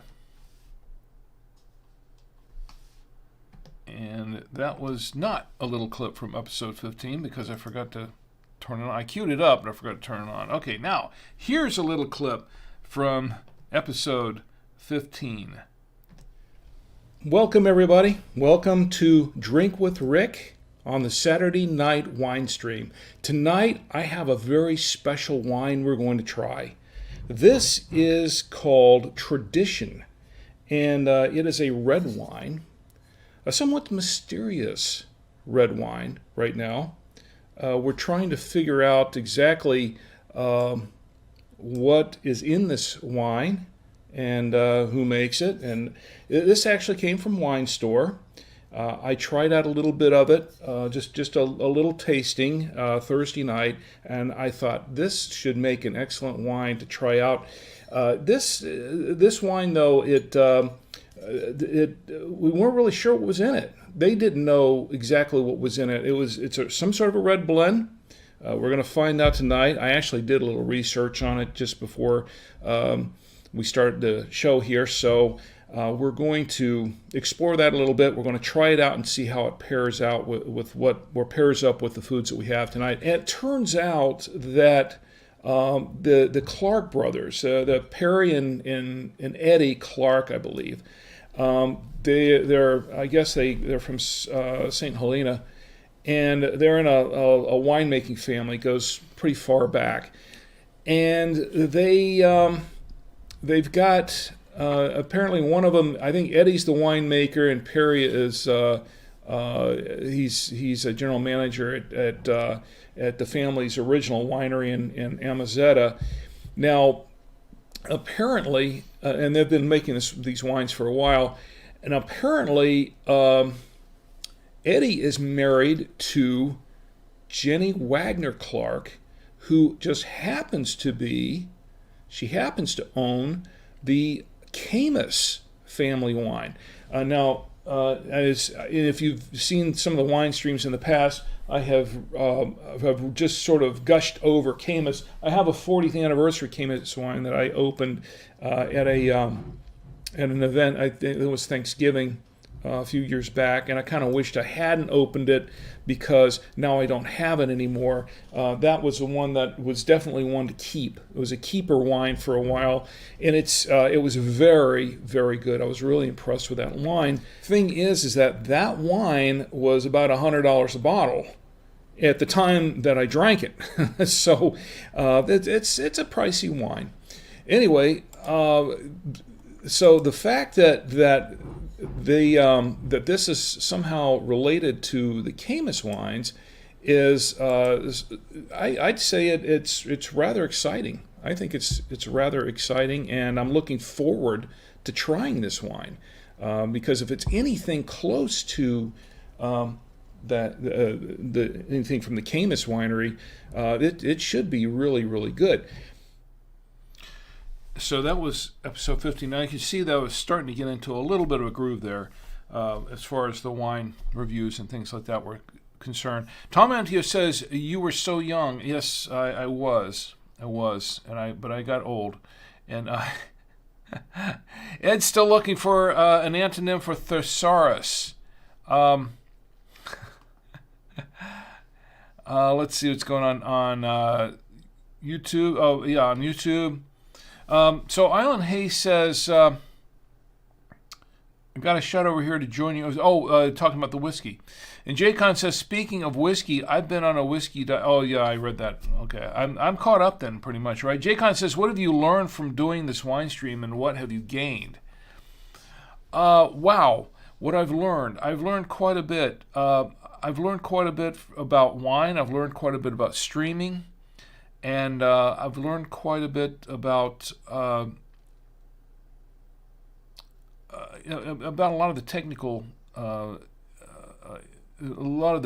aspects of podcasting and streaming, and kind of merging those and trying to figure out some of that stuff. It's been a very interesting journey. And I'll tell you what, if you can hold that thought, I'd like to get back to that in just a little bit, Jaycon, because I think that's a very good question. I think that's something I really want to touch on here shortly. And as far as what I've gained, well, mostly this. But I've gained. There are other things I've gained too. But hold that thought. We'll get back to that. I do want to show you, actually, I did pick up the cider tasting. I was able to get that from over there. But looking over the cider tasting notes, I would say the color, following the notebook here, the color is I would say golden. I don't know. It's a yellowish gold. I wouldn't say it's kind of a yellowish gold. The clarity, very clear actually, very clear. It's not hazy or cloudy. Those are the other choices there. The taste is it's an apple, spicy a little bit, not too sweet really.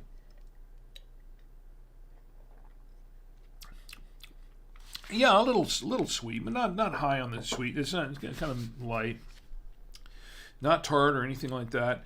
It's very it's fruity because it has the wine in it, and it's not sour at all or anything like that. It's I'd say a little bit on the spicy side. Sweetness, it's probably a 2 on the sweetness. Body, I would say it's fairly medium bodied for a cider, for a cider. And acidity, kind of medium acidity, I think. And the carbonation is actually a low, or about a 2 or so. But I would give this, I would say that this is actually very good. I really enjoy this Red Clay, and I highly recommend it. Now, as far as what I paid for it, to be honest, I left the receipt across the studio there, and I'd have to go rummaging around for it, and I don't really have time for that, and I don't think you have time for it either. But I would say that I think I paid around the same as I paid for some of the other red clay products, somewhere between $2 and $3, maybe probably not more than $4 for the can, because it is a seasonal cider, and it is kind of a specialty item, so they only do that for a little bit of time during the year, very short time. When you see them on the shelf, if you see them on the shelf, grab them. I got this one at Trader Joe's, just to let you know. I'm pretty sure they have them at Total Wine and some other places, but they do have them at Trader Joe's. So if you've got a Trader Joe's in your area and you see them there, I would say definitely pick one up, pick a few up, before because when they're gone, they're gone, until the next season. So I would say this is actually pretty good. Let's go back to the chats. Okay. All right. So I've got, I have one more clip here from the, now this one's kind of a long one, but I want to play this because J-Con, this kind of goes a little bit into, who was it that asked me that? It was J-Con, or was it Island Hayes? Somebody asked me before what my favorite parts of doing the wine stream were, some of the favorite things. So that this is kind of one of them. This clip, and it's a little bit longer because it's more of a story, but it does two things. One, it shows you how I'd actually finally finished out the studio, more or less with the desk. That's because up to that point I just had this really cheesy red tablecloth over a really flimsy, almost like a card table kind of thing. When I was originally doing it, and then I upgraded. I bought this really, really nice desk, and this is the desk that we have been using ever since. It's a really, really nice desk, and fortunately I haven't really messed it up too much since then, but because I really love this desk. It's really nice. And this was when we first got the desk and had put it together. But it's more than that. What this is it is I tell a story, a little bit of a story, and this is asking about my rants, some of my favorite rants and things like this. This is probably my all-time favorite. I used to say Rick rant. I don't know if you call it a rant. I wasn't angry or anything. It's just I was just. Responding and commenting on something that was a current event, and I thought it's still my favorite one because every year it comes up that it has to do with chicken. It's all about chicken. Let me see if I can pull this thing up. I had it all queued up here. Where did I do with it? Oh, here it is. No, that's not it. Okay, here it is. So. Here's from episode 17. This one's a little bit longer, folks, and bear with me, but I think you'll find this a very interesting story,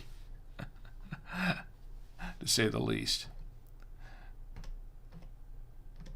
I have a brand new desk here, brand new desk in the studio. If you've seen some of the pictures, you've probably noticed that I have made some enhancements to the studio, and we have this brand new desk, really nice, a lot more area to work with.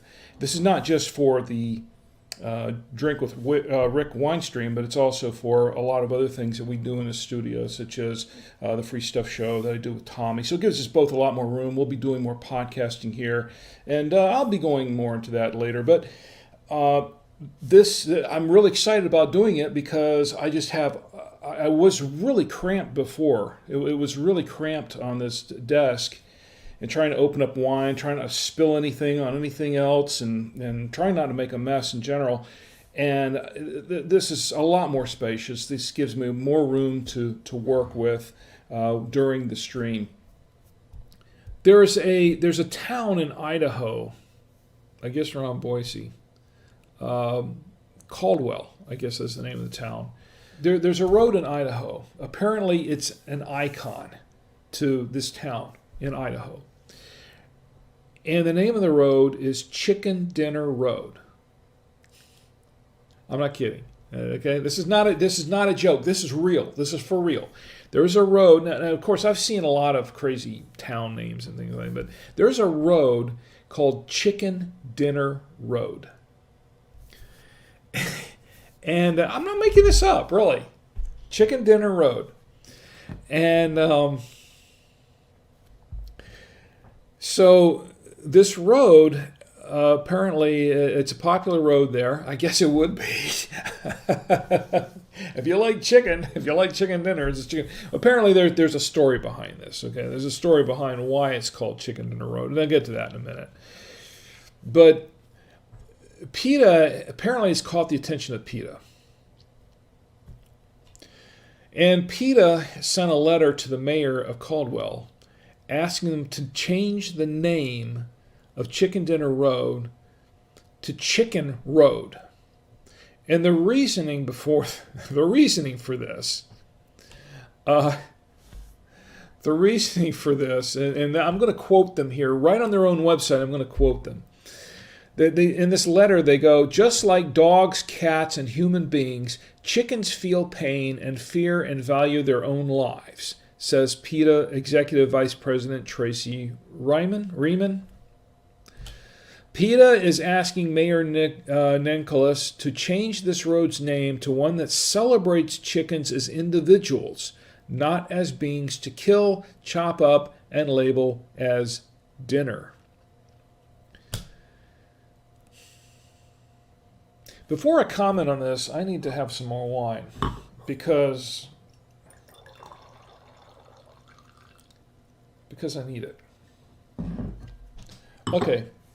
First of all, once again, I've never been a big fan of PETA, but this is just over. I mean, this is just way over the top. Chicken Dinner Road. Okay, this is how they got the name. Chicken Dinner Road became Chicken Dinner Road because apparently, according to the locals there, they were trying to get the road fixed at some point. I guess they had to have it resurfaced or retopped. Apparently, they were in contact with the governor at the time. Governor C. Ben Ross, I think is who it was. He was the governor, and they were appealing to him to see if he could use his clout, to his influence there, to see if they could send a road crew down and get the road fixed, because it needed to be fixed. Well, apparently the way they did this to get his attention was they offered him a fried chicken dinner. They said, "Look, we'll give you a fried chicken dinner if you will pay attention to us and come down and fix this road." Well, here's the thing. First of all, I think the governor, as I understand the story, the governor really didn't have. This was something that the county had to do, and the governor really didn't have much say in. So there really wasn't much you can do about it. But I don't know if he ever actually got his chicken dinner or not for doing that. But apparently that's the story behind it. So. Based on that story, I guess that's how the road got its name, Chicken Dinner Road. A chicken dinner to fix the road. Okay, yeah, that's fine. That's good. You know what? It's a cute.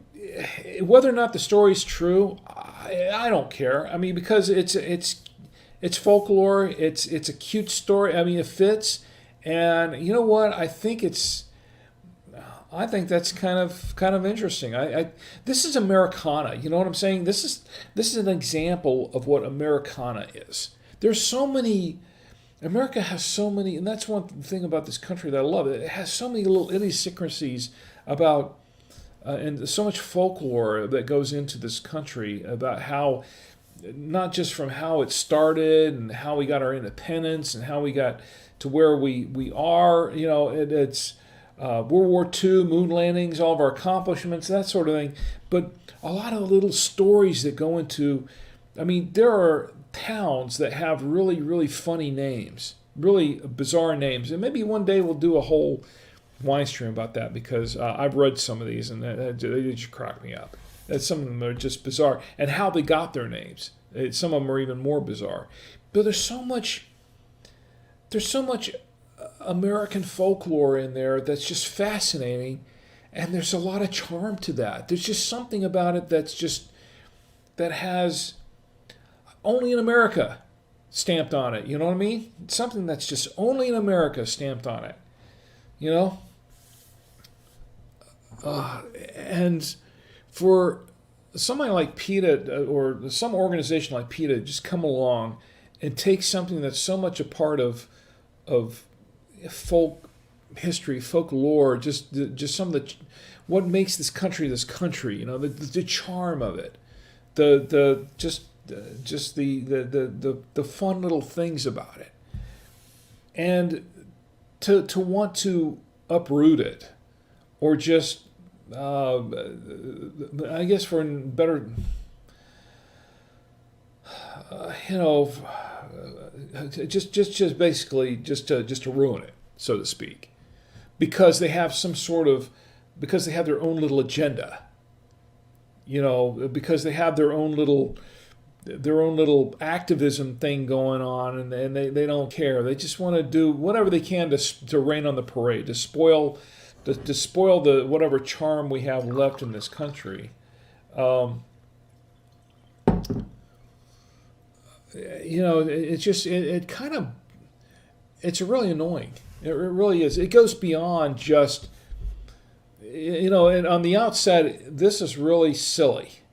That's, at the very least, this is a very silly story that PETA is going after to change the name of a road, because from chicken dinner to chicken, because chicken dinner seems to exploit the chicken in a negative way. But when you think about it, isn't that what PETA's doing? I mean, they have their agenda, whatever it is. Aren't they doing this to sort of to gain their own notoriety? To me, I think they're really doing this just, and this is just my opinion, of course, but I think they're doing it just to get some headlines, just to get some press, just to get their name back up there in the forefront. You know, as they say, no, there's no such thing as bad publicity. Any publicity is good publicity, and just to put themselves in the spotlight for a little while and get some attention seeking, as my wife would call it. To me, that's basically what it is. But you think about it and you think, you know, how much money is being spent to really push this sort of agenda, and you start thinking that, you know what, this goes beyond silly. This actually enters the absurd, the arena of absurd, and it's like with some of the you know, I was watching video from one of the local news stations about this. It's like, don't these people have a life? Don't these people for PETA, don't they have a life? Don't they have anything? These people have too much time on their hands. That's really what it comes down to. They have too much time on their hands going after to change names. You know what? If they really want to do something positive, they'd be going out and rescuing animals that have been abandoned, you know, and trying to find them good homes, or go out and rescue, you know, animals that got stuck in a sewage drain or something like that, and try to find the poor kitten a good home or something like that. Do something to, you know, rescue animals that have been abused, and find them good homes, that sort of thing. And, you know, something that the you know, that maybe the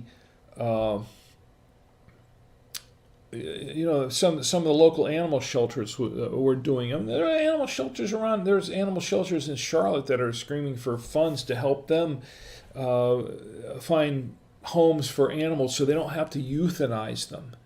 You know, because they're so crowded there, and they have to euthanize animals because they can't find any homes. Find a good home for this you know, adopt a puppy, adopt a kitty, but adopt a chicken. I don't care, but, you know, look, come on, that this goes to waste their time and their energy and the resources and their money on trying to get names changed on roads because it says chicken dinner it's beyond absurd now. It's just stupid. I mean, it really is. And I don't get me started. Well, I'm already started. But PETA, if you're listening, look, I love animals. I'm all for animals. I'll tell you what, though, that chicken.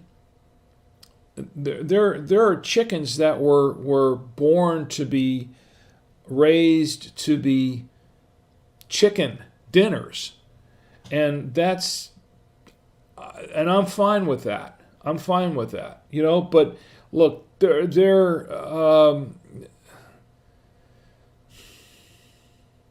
if you don't like to eat chicken, that's fine. That's okay. I'm okay with that. But don't condemn me because I like to eat chicken dinners. And I tell you what, you can have a conversation with my dog. You can have a conversation with my son's dog because and ask him if he'd like to eat tofu instead of a chicken dinner. And I can tell you, he understands a lot, that dog. But if I could translate for him, I could tell you right now what he'd say. Chicken, I love chicken. I love chicken in my bowl. PETA, go find something to do that's constructive instead of trying to petition to change road names. First of all, the name of the road isn't going to. What's the idea here? You change it from chicken to dinner to chicken, and all of a sudden people are going to start. They're going to stop eating chicken because you changed the name from chicken dinner to chicken. That's not going to happen. Okay. How much money is going to be spent trying to change this name? How much effort is going to be made to try to get this done? It's a waste of time. It's a waste of money. Do something productive. Go out and take that money and try to save an animal. Save a kitten that's stuck down in a well, with Timmy. Go up there and save that kitten in the tree. Go help find a loving home for an abused dog or that horse that's been neglected. Go do something constructive. Stop doing stupid stuff like this. That's all I can say. Anyway, I was on my rant. That was my rant for the night. Chicken Dinner Road. I like the name. You know what? So let's get back to the wines that go good with chicken. Okay, White Zinfandels. Yeah. A White Zin would probably be okay. Chardonnay, a Pinot. A good Pinot Grigio would probably go fine with chicken. I bet even a Pinot Noir, which is that would probably go okay with chicken. But a good semi-dry or maybe semi-sweet red or white would go. White would go good with chicken. I don't know too many reds. I don't think this red is a good chicken wine. But it is a very good wine, and I highly recommend it.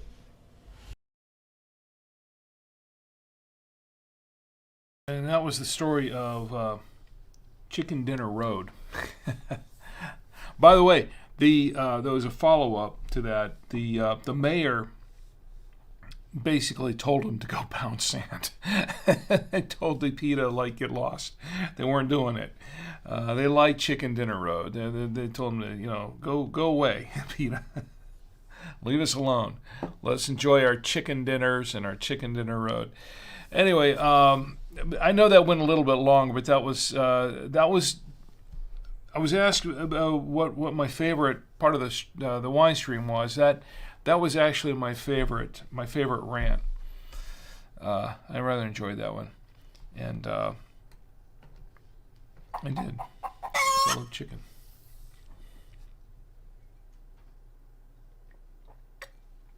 So,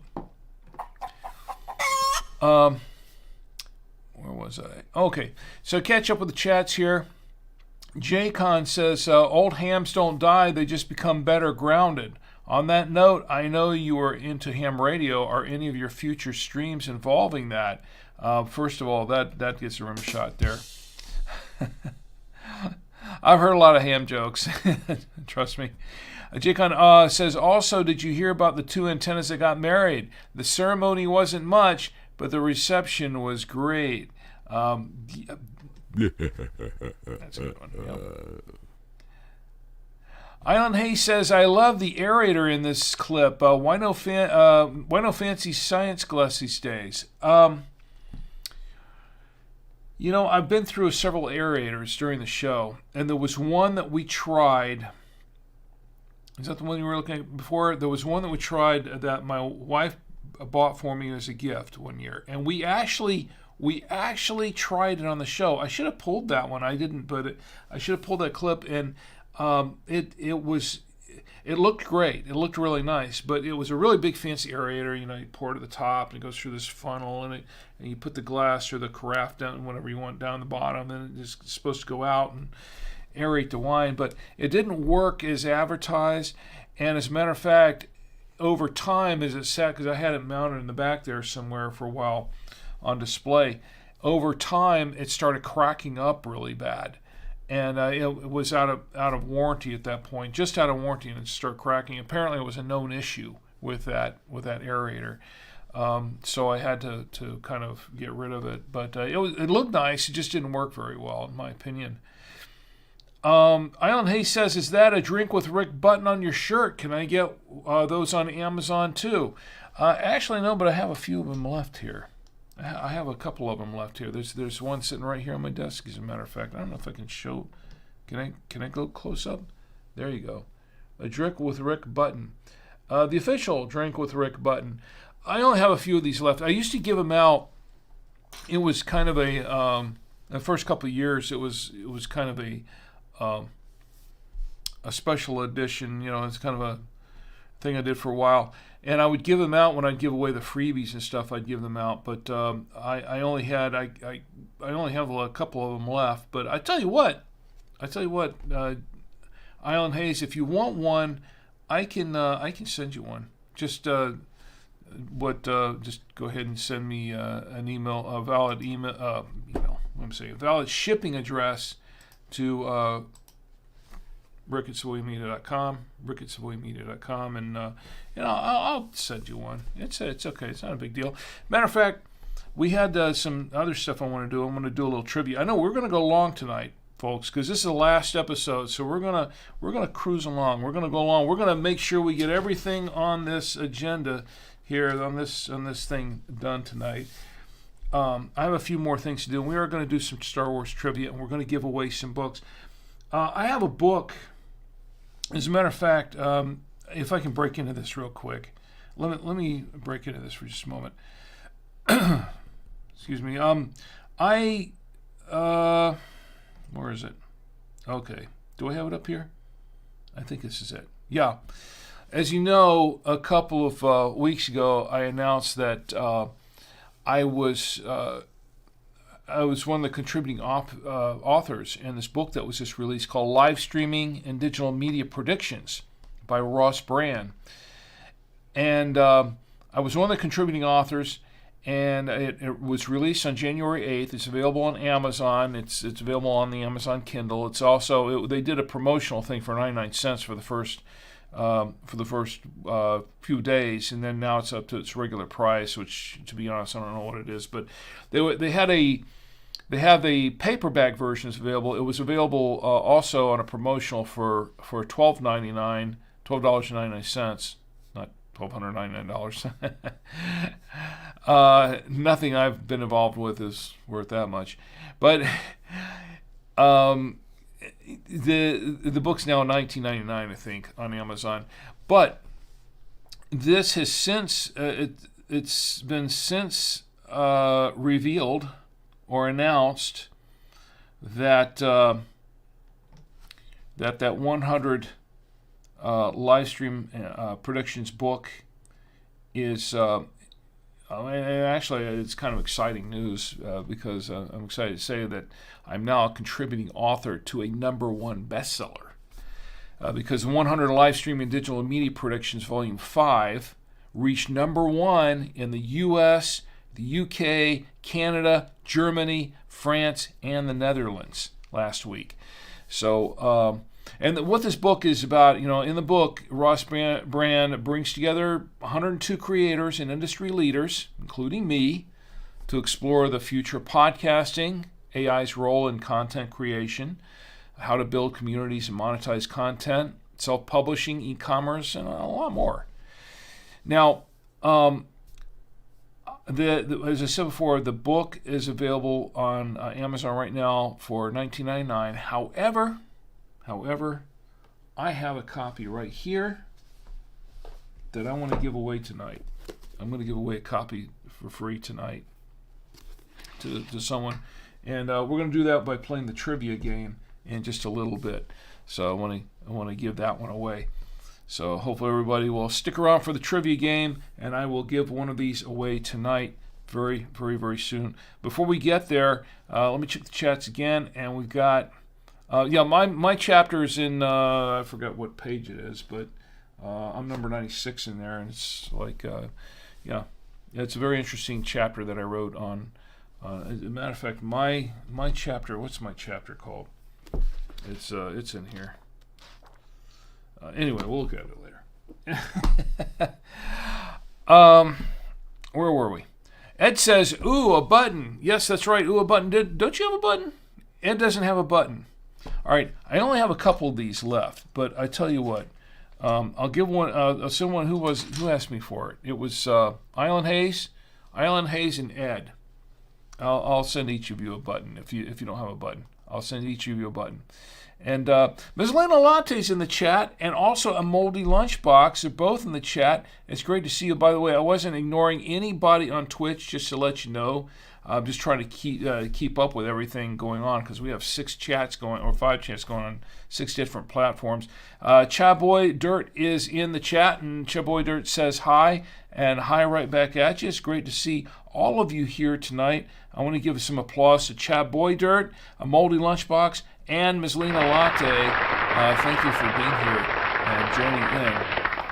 And once again, we're going to do some giveaways. I've got stuff to give away. I want to give all the stuff that I got here to give away. We're going to play a little bit of Star Wars trivia shortly.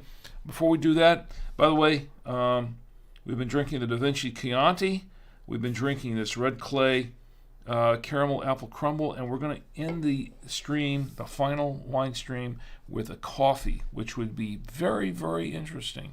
I think it's going to be a very interesting coffee because, well, it's a completely different kind of coffee. It is, or so I've been told. So I hope you'll join me for all of that. We're going a little bit long tonight. Ms. Lena Latte says congrats right back. Well, thank you. I don't know. It's only 13.5% ABV on the wine and only 6.5% on this. And I'm trying to pace myself tonight. I really am. I'm trying to pace myself. But I've got a couple more clips to show. Okay, so here is to answer the question, to partially answer the question that I think, who was it that asked me the question? Was it Island Hayes? Jaycon. Jaycon said, "What is your favorite wine you have done on the stream?" Oh no, that was it. I answered it. Did I answer that one? I've had a few favorite wines. Pinotage, though, any of the Pinotage ones has been pretty much my favorites. Although there are a few others back here. The Han was good. A few other ones back there. So, what was the other one that was asked? Oh, what have you learned from doing this? That was it. Jaycon asked, "What have you learned from doing this wine stream, and what have you gained?" And Jaycon also says, "If you can't name a favorite wine, what about the best dish your lovely wife Chi has made for the stream?" Oh, we're going to get to that. we're going to get to that. Stick around. I haven't forgotten about my lovely wife, Chi, because I've got some things to show you about that, about what she's done for the stream in the past. I don't want to get ahead of myself here, but I'm going to answer both of those questions. But seriously, though, what have I learned from doing the wine stream? And what have I gained? Aside from the weight. We've already done that joke.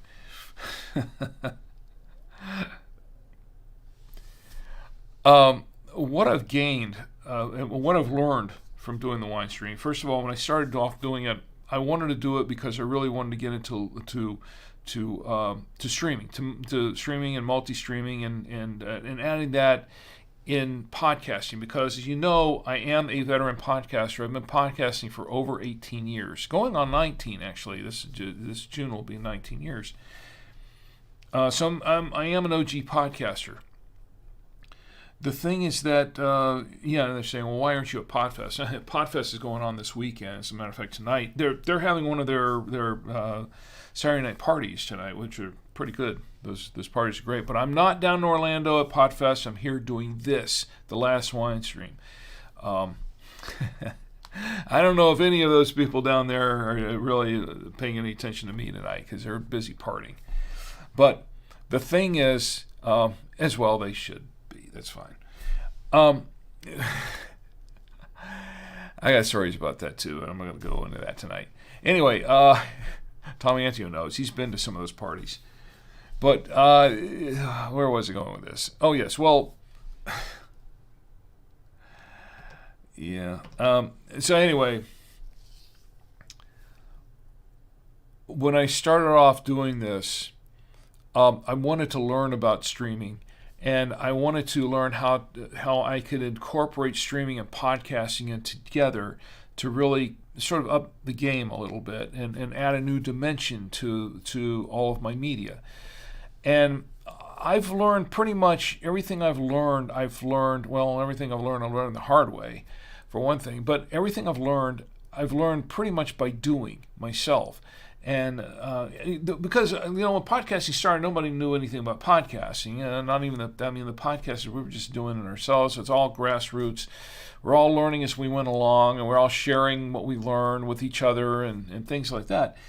And the same thing with streaming. It's been a life experience, learning experience, a life experience to learn, not anything you went to school for or anything you went to college for.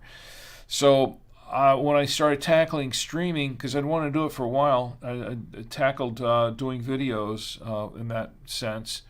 And once again, I came from a broadcasting background, so I wasn't a stranger to this sort of thing. I was very familiar with being on and off camera.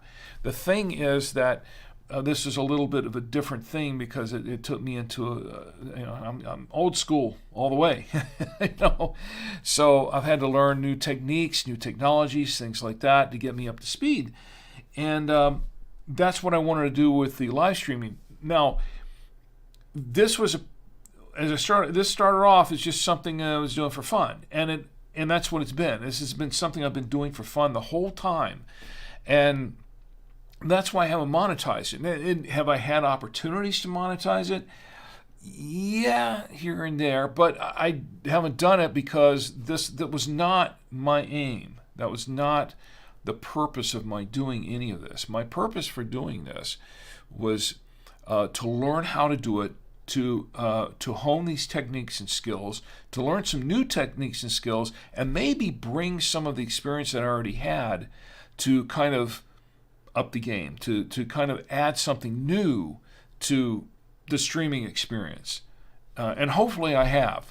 I think I've accomplished a lot of it, a lot of what I've done, and I hope I've done that. I hope I've entertained you and everybody here doing this, but primarily I want to do this really to expand my skill set and to expand in art, because I do think that all of these are different types, different art forms and different forms of expression, and I wanted to be able to do that, to be able to expound on that, to advance that in some way. For myself, if not for anyone else, but at least to be able to bring something more to the media than just let's put up some videos and let's monetize the videos, because that's not what. Now, do I want to monetize, and do I need to? Do I need to, because this is the most expensive show I've ever done. The most expensive thing I've ever done, and it really is. And I can't really afford to do it anymore for free. So I've got to find other ways to kind of monetize it, not because I just want to make money or get rich or something, because I don't think it's really a get rich quick kind of thing. But I do need, if I want to continue to do it because I love doing it, it's got to be sustainable, and I've got to find ways just to monetize it in some ways, to be able to support it, to be able to make it work. And it's just, that's more of a matter of necessity than anything else. But for the stream itself, and that's why I'm doing other things. I'm going to be starting the Super 8 show, and I'm going to be doing the PD Theater, which on Twitch, this is what this is going to kind of morph into, and I think you'll really enjoy it. A cross between Svengoolie and Mystery Science Theater 3000 and some things that I bring on my own. If you like movies, TV shows, things like that, if you like classic stuff, you're going to enjoy this, because I'm going to be showing this stuff, public domain stuff, and reintroducing it to new generations of audiences, and adding some other things to it. That's what I'm looking forward to. But Jaycon says, if you can't name a favorite wine, what about the best dish your lovely wife Chi has made for the stream? Yep, and we're going to get to that just very, very shortly. Island Hayes says, it's amazing the transitions media has made since you started making films. Can't wait to see what the new stream is like. Same here. I can't wait to see it either. On Twitch, I'm not avoiding anybody on Twitch, trust me. Ms. Lena Latte says, all these projects sound like a lot of fun. I think so too, and I hope you'll be in on some of this too, because I want everybody to be a part of this. Lena says, I can't wait, and same here, I can't wait too. I'm eager to start all of this. The PD Theater will be starting in February. The Super 8 show will be starting really pretty much in the next couple of weeks, and I've already been out getting ready, getting props and things set up for that. Okay, so let's get to the next item here, because we've got coffee. We've got a lot of stuff here. We got the trivia thing coming up. Do some giveaways, but before we do that, I want to get to. I want to show you another thing that happened during the wine stream. We're kind of going through a little bit of how the wine stream came to be, and how it progressed over time.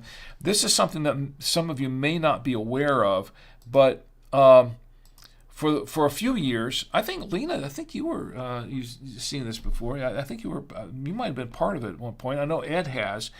But for a few years, we did this. It kind of became a tradition to do a drinking game. We had a drinking game that we did during the holidays. Rather than go into a long explanation, I've got a short video here that it's actually just a short promo, a 30-second promo that explains the drinking game. And this is what this is. I've got everything ready to go for our drinking game. Okay, here are the official rules. The object of the game is simple. We're going to be doing the Drink with Rick drinking game. This is the second annual one that we've done. And we just chose number 6. We've done this a couple of times before. Everybody gets together and they have a great time. Is it going to be a red? That would be nice. Whoa, what do you know? And we're going to be giving away a lot of prizes and stuff like that. So I hope to play the game with me. We're going to have some fun. And so basically what the drinking game was is I can't, and this is how it started. My sister, Penny, and my brother-in-law, Tom, sent me one year a wine advent calendar. If you're familiar with those advent calendars, they have these little bottles of wine in there, and you open one up for every day of during the holidays, like during the 12 days of Christmas or the 31 days in December or whatever, and you open one up every day and try a wine. I saw this when I got this. I said, I can't just drink this by myself. I want to have some fun with this. I want to enjoy it. I want to share it with everybody. So what I did was I created a drinking game for the wine stream, and what we do is we'd come up and I had the way the game worked was that you'd pick a number from among the numbers of that were there for the wines. We couldn't see the wines. Everybody would pick a number, and I would pull the wine, and whoever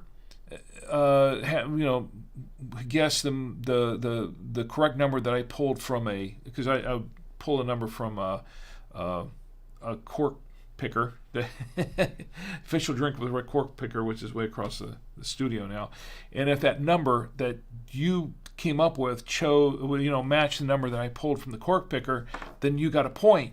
And then I would pull the wine out. Well, before I pull the wine out, we'd say, okay, is it a red or a white? And everybody would guess whether it was a red, a rosé, or a white. And whichever one it was, when I pulled it out, you got a point. And then I would say, okay, am I going to like this wine, or is it kind of meh, or if I'm not going to like this wine? And everybody would take a guess. And then I would taste the wine and see if it was any good or not. And then whoever got it right would get a point. And then we'd add up all the points, and that the winner, we'd have a winner, and we'd have two runners up, and they'd get prizes. And that's how it worked. And people had a lot of fun. We had a great time. Great time with Sad by All, especially me, since I was drinking all these wines. And that's how it worked. And we did this for several years. We did this during the holidays. But that was another one of my favorite things that I used to do on the wine stream that we did. And I know Ed was part of that. But I have something else here. Now, here's another clip, because this is some history. So my son Tom Antio, when he turned 21, we did a two-parter wine stream during the middle of the week, because that's when his birthday fell, on the middle of the week that year. So we did a two-parter wine stream, and the first part, that was an hour long each for each one. I'm not going to play the whole hour for each one. I'm just going to play short clips. But we had him live on the wine stream try a wine for the first time, and then he tried a beer for the first time. And he would, we had three wines. He would try each one of those, a white, a rosé, and a red. And then we had three beers. I think we had I'll show it to you. But the thing is that we'd see his reactions, and they were very interesting. They were very interesting reactions as to whether or not he liked the wines or the beers. I'm going to show you the first one here. This is where Tommy tastes wine for the first time. Check this out. Let me introduce my son Tommy. This is Tommy. Tommy Savoy, everyone. Hi, wine streamers. It took a while. I had to find a place to park my limo. There wasn't really much space in the neighborhood, but I'm here now, and I'm excited to be on the Saturday Night Wine Stream. We have the La Terre Chardonnay, the Mongrave Rosé, and the Fattoria di Salmontana Chianti. Ooh. And you're going to try each one of those as a white, a rosé, and a red. So, to start this, ready to get going? Yeah. All right, I tell you what, for starters, hand me that Chardonnay just for a moment, and be careful with the glasses there. Okay, so we have the Chardonnay. We're going to try the white first, okay? Let's go ahead and start with the wine, because I think everyone wants to see you drinking the wine. Now wait, before we do it, we have to give it a little bit of a sniff, and tell me what you smell in the wine. Give it a couple whiffs. Go. Put your nose in there, and just put your nose right in there. And tell me what you smell. Remember when we were like 5 and we used to drink little Juicy Juice packets? Yeah.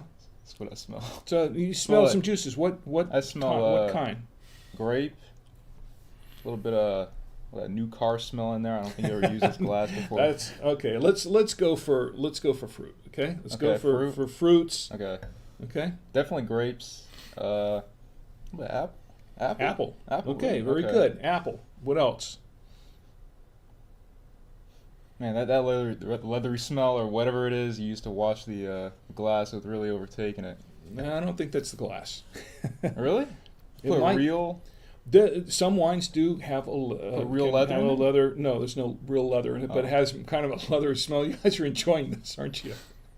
He hasn't tried wine before. That's his first time. I never really smell it either. Okay, so let's give it a slight taste. It's like No. now the way I want you to taste it is I don't want you to just gulp it down. I want you to put some in your mouth, switch it around just a little bit, let it sit on the tongue for a moment or two, and then just let it sit for a moment, and then think about what you're tasting. Try to pick out certain flavors in the wine, and then swallow. It's like mouthwash. You don't swallow mouthwash, I hope. But give it like this. Just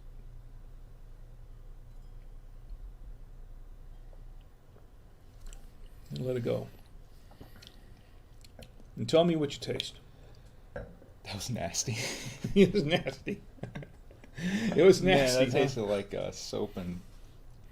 No, that's a clean glass, Tommy. That's No, been I mean the washed out. wine itself. I'm talking about the glass this time. Oh, that was Yeah, it tasted like grape and apple. Like I think probably more apple than grape Apple. is what I'm Okay, tasting. so you taste some apple. Do you taste anything else in there? Give it another taste. Give it another taste, and see if you can pick out any other flavors. But you do it slowly. Just take a little bit in your mouth, swish around a little bit, and then let a little air in your mouth, and then just swallow.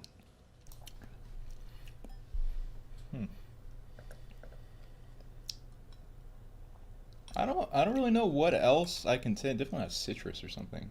A little citrusy. Okay. Really? No, I didn't I'm making a note of that. You're saying it's a no, little citrusy. I'm saying that there's no citrus in there. I'm trying to rule out what there's not. There's no. You taste anything else like peach or pear or anything like that?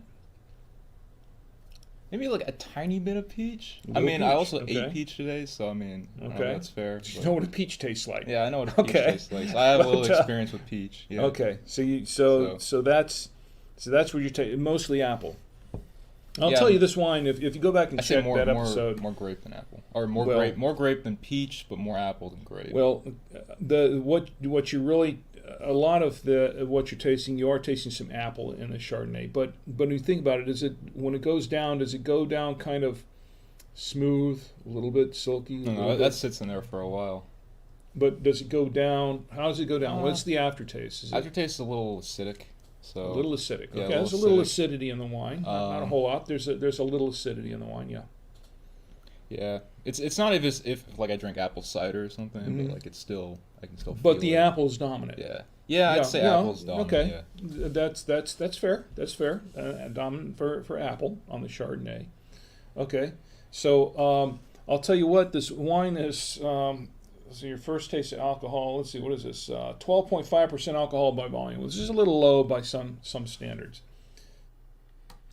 So that was Tommy's first taste of wine. First reactions.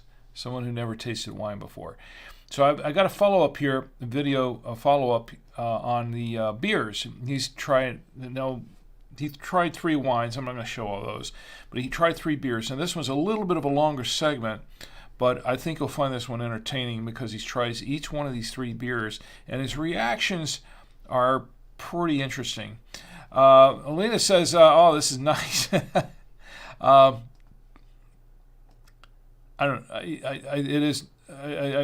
Yeah, Tommy says it was interesting. Your mom says,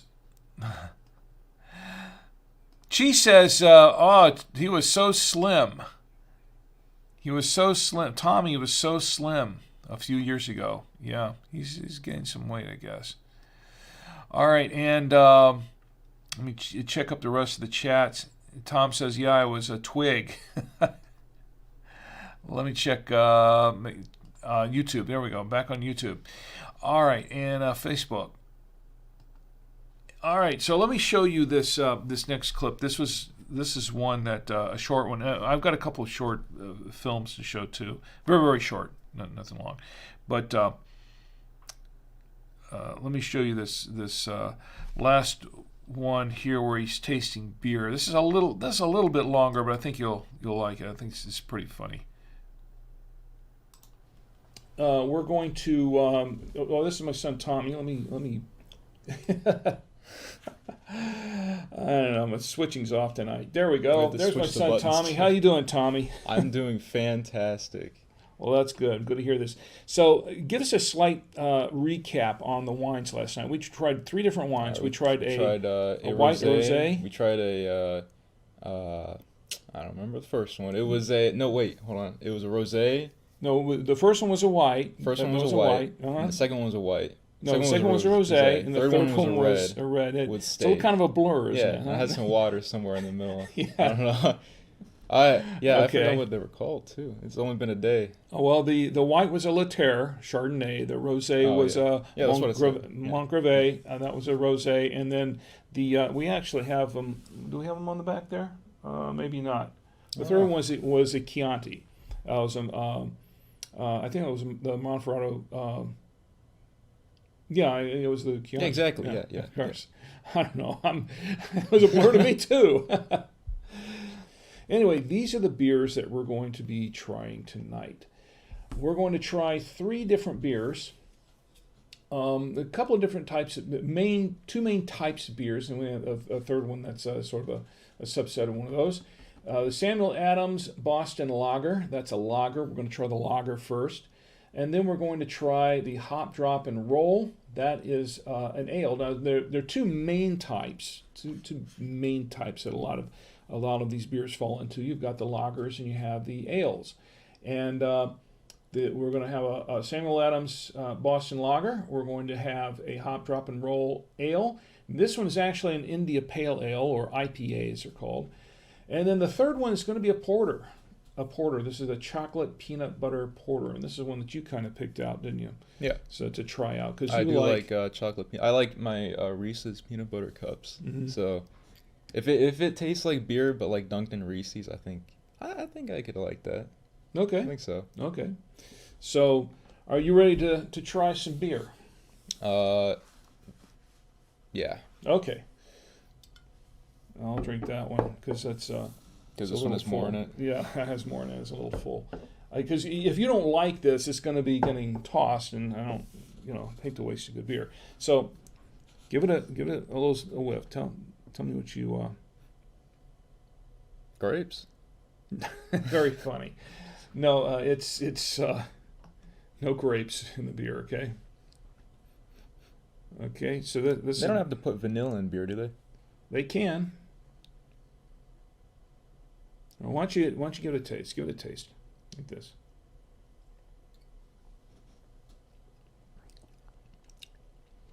It's not bad. Not bad. It's got it's acidic. Well, kind of. it's the beer is not the sort of thing in general that people sit there and savor with it. Wine is different. Wine should be sipped. Beer should be. I don't want to say gulp, but yeah, a lot of people gulp it. But yeah, wine should be sipped. Well, now that you Savor. say that, the beer is I something can't that you refuse. just enjoy with the chips and stuff. I forgot to bring the chips up here, by the way. Oh, But yeah. this is something that should be, just Downed. downed and Yeah. enjoyed. So without further ado, Dad's going to demonstrate exactly what he means. Oh, well, like this, and just drink beer. That was the Samuel Adams Boston Lager. So you like that beer, huh? It's not bad. Okay. So the next one on the list, we're going to try this one next. So this is the Hop Drop and Roll. Now, that one was a lager. This is going to be a pale ale, an India Pale Ale. There you go. I don't know why I'm pouring so much in that glass. Because you want me to get the full volume of it. Yeah. So anyway, this is rather hoppy. It means that there are a lot of hops in it, and you can really taste the hops. You can taste the difference. Oh yeah, there is a difference in the smell. Yeah. It's more like a Well, fruitier just smell. taste it and see. Give it a good gulp and see what you think. Oh, that's not bad. It's not bad. You like it? Has a different feeling going down here in the sides of the throat than the last one did. Little hoppy, huh? Yeah. And it seems Cider says something about grapes. Told you he liked beer more. Oh, because I said Yeah. they were grapes. Yeah. I said it smelled like grapes in the Samuel Adams. You say about everything, I know.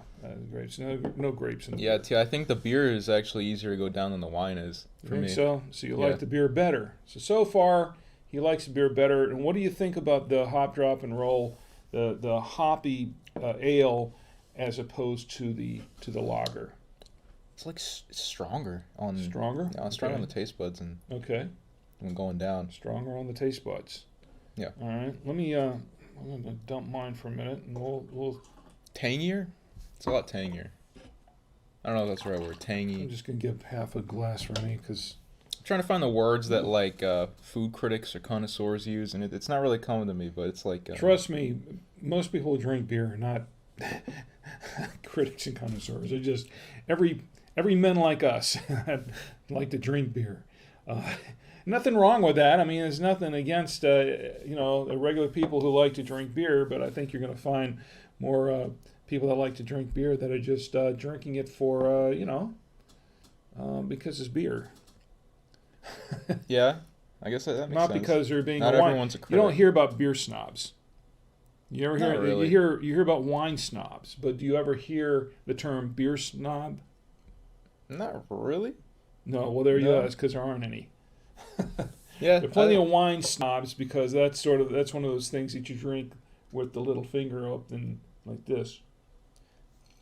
Well, if you put it in a wine glass, no one can tell the difference. You don't do that with beer. In fact, if you did this in front of a bunch of other people chugging beer, they would look at you funny because you're supposed to do this, and that not this when it comes to beer. Beer's a completely different beverage. It kind of sat right here, and then just kind of worked its way down as we were talking. Right now, I think it's like right here. So Okay. All right. Well, the next wine that we're going to next wine. What? See, I'm in wine mode. I'm in Where? wine mode. It's the first time we've ever done beer on the show, and I've got to get used to saying I feel like beer. that's not true. Uh, I'm pretty sure you've done beer at least once on the No, show. we have. This is the first one that Wow. we've done beer on. Anyway, here's the next beer that we're going to try. This is a chocolate peanut butter porter.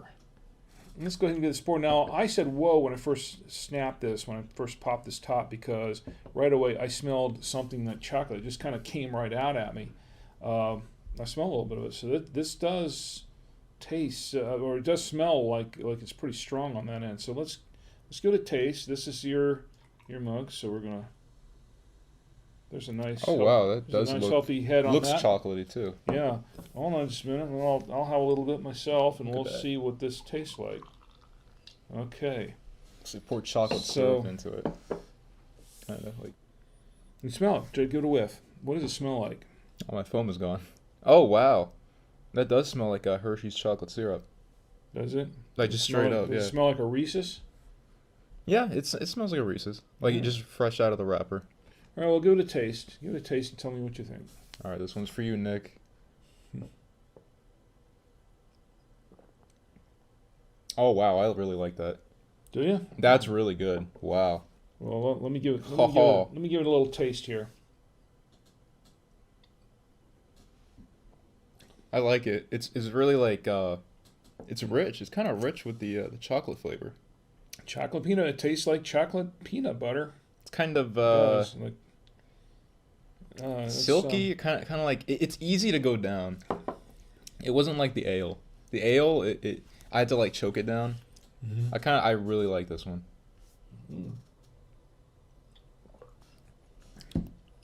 Okay, so what do you think? You like this? Now this is a limited edition. Once again, That was good.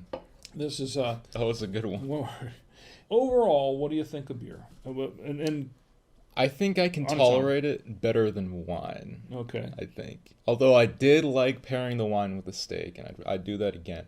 I think overall, I like beer a little bit better than wine. okay, a Yeah. little bit better than wine. I'm sure as time goes on, your taste may or may not change. I don't know, but Maybe I'll hate it all by the time I'm like 30. maybe you'll like it all. Just remember to drink it responsibly. No matter where you drink it, always drink it responsibly. know your limits and stay under your limits. Yeah, and Stay that's well exactly under why your you poured me limits. like 4 glasses tonight. Yeah. Well, I dumped a lot of it down here. This is basically what I dumped. So that's. He's gonna drink that later. No, I'm He's gonna- not. No, I'm not.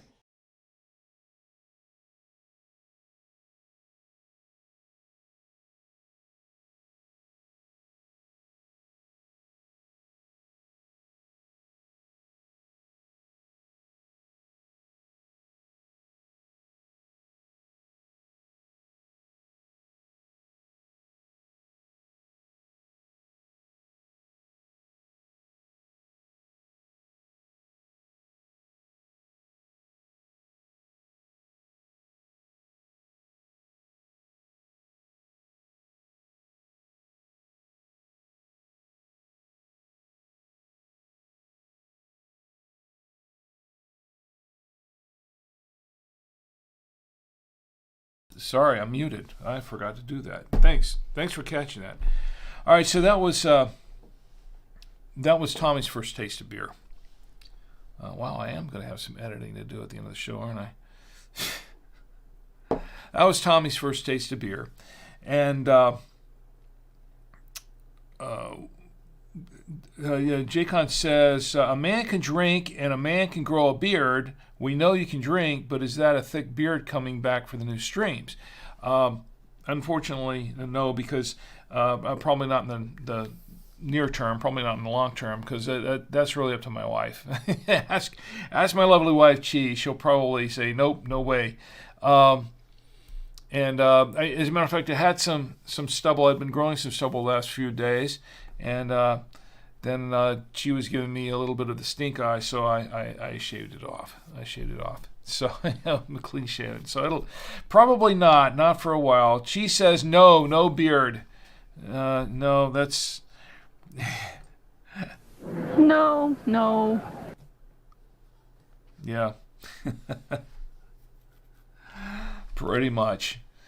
So yes, sorry about the muted audio, folks. I had that muted so it wouldn't make a lot of noise during the clip, and I forgot to unmute it. I've done that more than once, and I thought I was going to get through this stream with a perfect record on that, but no, that didn't happen.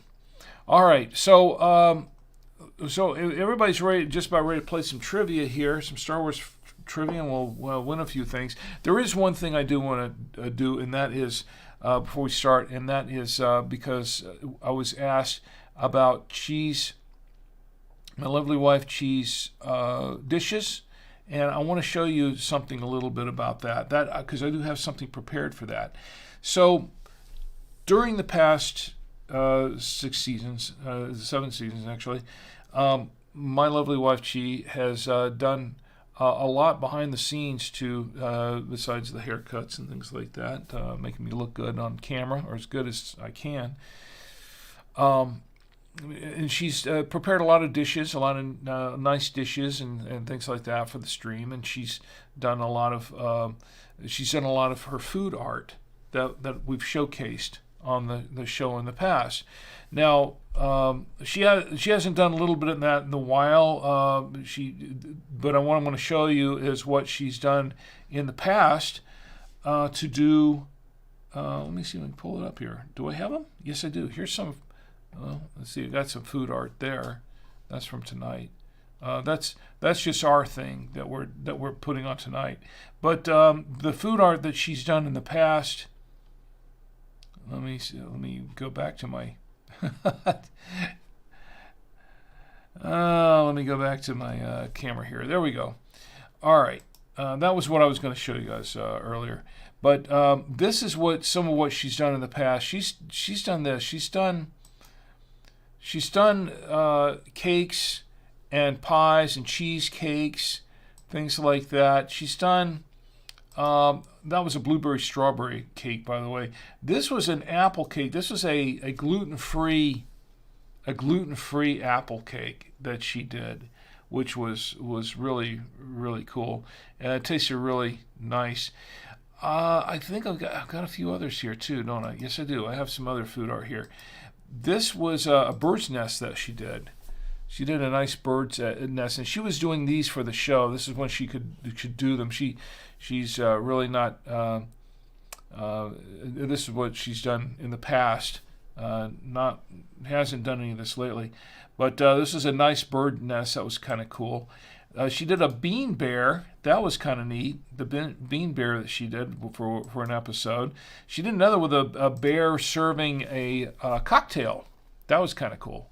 The bear serving the cocktail. We showcased that. All these we showcased that on previous episodes of the wine stream. She's done some really nice little dessert things too, like the chocolate covered strawberries to go with the wine, that sort of thing. But now this is one that's kind of a favorite of mine, a cookie boat. She did one with a cookie boat. I think that was a gluten-free cookie in there too, and that was the Drink with Rick cookie boat. She did also, this was another really good one, the dog and the popsicle.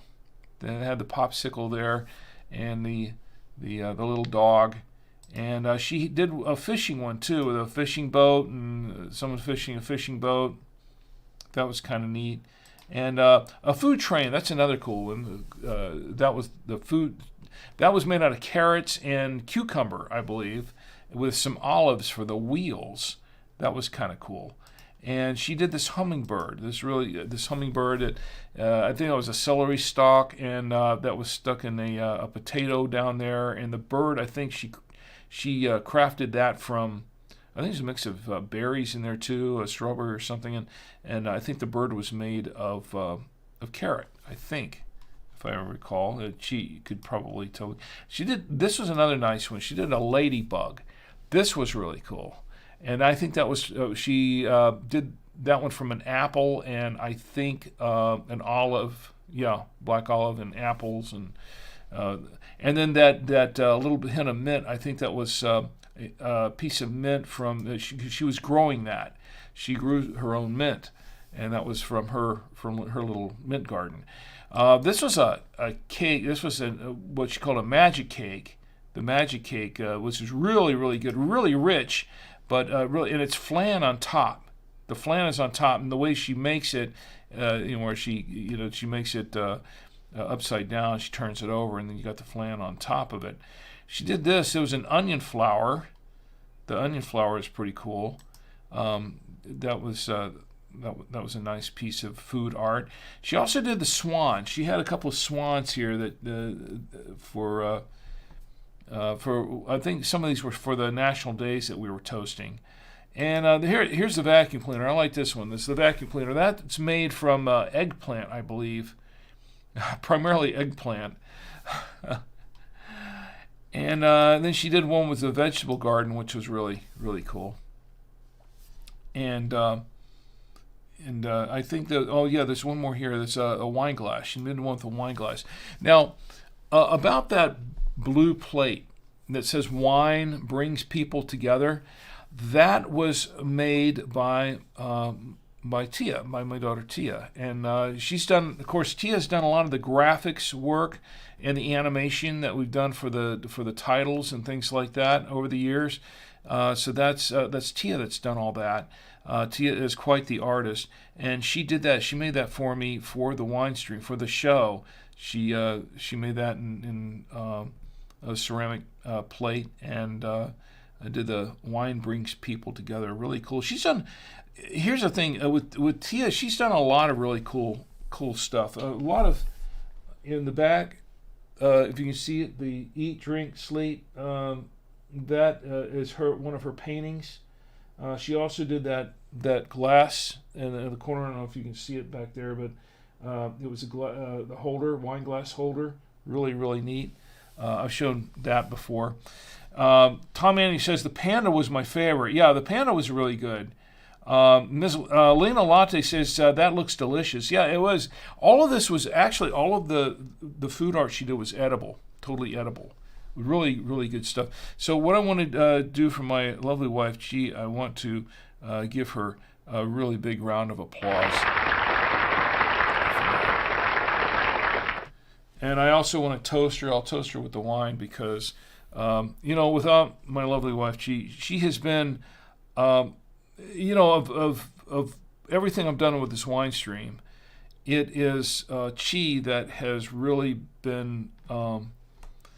She's been behind me all the way. She's been very, very supportive all the way, and if it wasn't for her, I probably wouldn't get a half of everything I've done on this stream. Really, I mean, the food art, and not just that, but a lot of things she's done to be really supportive of it, and she's even provided me with a few of the wines from time to time too. And also, Tia gets some applause also because. Of all the artwork that she's done, the animation, things like that. Tom Antio, who's Tia and Tom Antio both have been in the streams, particularly on Twitch, to help moderate them from time to time when I needed some moderation. So without all of them, I really wouldn't have. I mean, it's kind of a one-man operation, but I've had the whole family behind me all the way, and without them.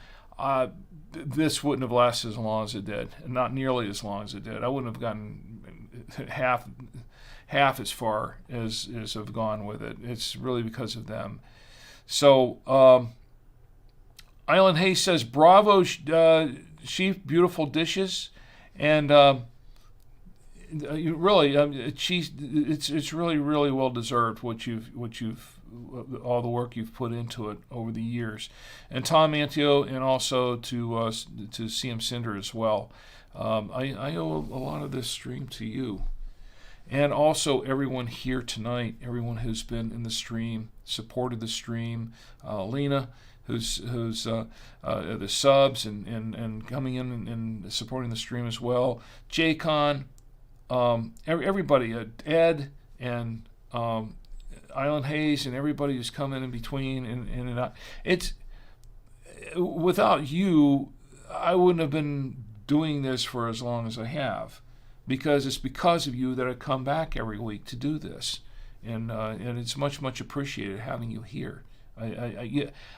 Words can't describe adequately how much I appreciate you all being part of the show, because you are a very important part of the show. So here's some applause for all of you. And I mean that sincerely, and here's to all of you. But the show's not done yet, right? Because we're going to do a little Star Wars trivia. We're going to give some stuff away. I've got some Star Wars trivia here. Let's do this. I have a few things to give away. I have some books to give away. I have a few more of these. Where are they? I have a whole bunch of these. Where are they? What did I just do with my photos? Here they are. Oh, that's not it. No, that's not it either. Where are my other photos? And see, now I'm just pushing buttons again. All right, so now I'm going to have to go find this thing. I'm going to go find my photos. Here we go. Now I got it. The wine bottle openers, holders, I should say. I have a whole bunch of these. I got a stack of these to give away, and I've got to do that. So I'm going to give some out as well. But the books, I have some of these books to give away. Now, here's one book that I have to give away. It's called Published. I've been holding on to this one for quite a while. It's called Published: The Proven Path from Blank Page to 10,000 Copies Sold by Chandler Bolt. Now, as I was mentioning before about being a contributing author to that book, and of course I've done these wine tasting notebooks and things like that. I'm working on an actual book, just wholly authored by me, and it's because of this published book that I started reading, and I really got into this, and it takes you step by step into the process of self-publishing, and this book has really helped me out, and it still continues to help me out in getting my book done and getting it published and how to do it. Well, the author Chandler Bolt, when I was at Podfest, they gave me some copies particularly to give away on the stream. So I have several copies, and I hadn't done it before because other things got in the way, and I had other other giveaways and stuff, and they sat back there, and I kind of forgot about them. But I've got a few of these copies to give away tonight, so I want to give a few to anyone who wants one of those. That we see how we can do in the trivia game. So let's go ahead and play the trivia game. If I can find out what I did with that, it's in here somewhere. Where is my trivia game? Star Wars trivia game. Okay, well here's the first question for the Star Wars trivia. Everybody ready to play? You got the question up there. That's actually question 2, but we did question 1 last week. Okay, so question 2, the Star Wars trivia. Whoever guesses this one correctly will get a copy of the published book and some of the wine and a wine holder of your color of your choice. Okay, question. The question is, what was Darth Vader's actual name? I'll give everybody a few seconds to ponder that one. That shouldn't be too difficult. These are kind of easy questions. What was Darth Vader's actual name? His given name. It's not Darth and Vader. That was the one that Emperor Palpatine gave him. That was the name he gave him. But what was his actual name? I'll give everybody a second to come up with it. And Lena says cheers, and right back at you, Lena. Cheers to you too.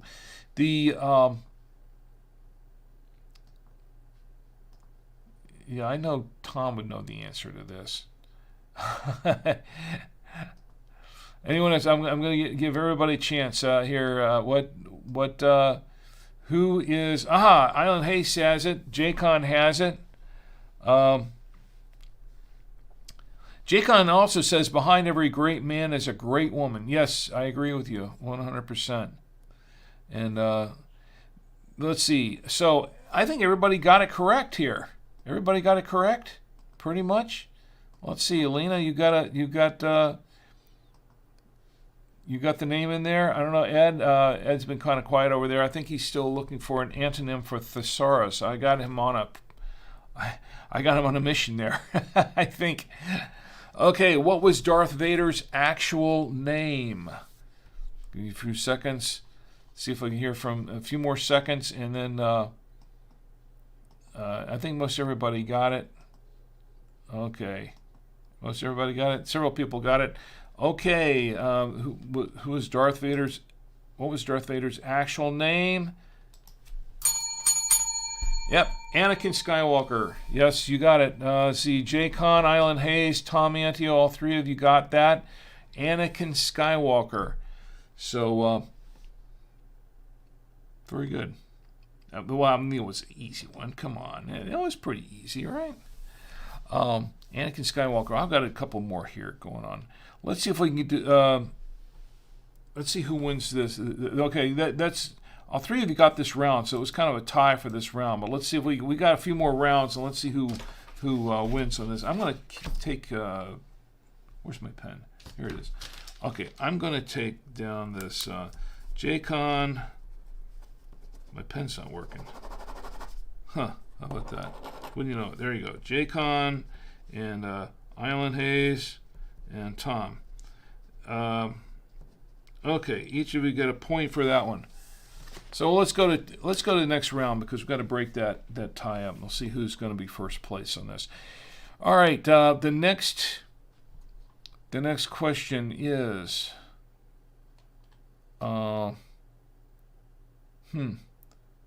okay, I got it right here.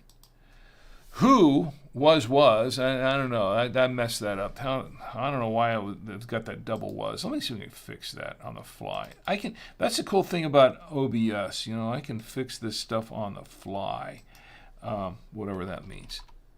Whoops. There we go.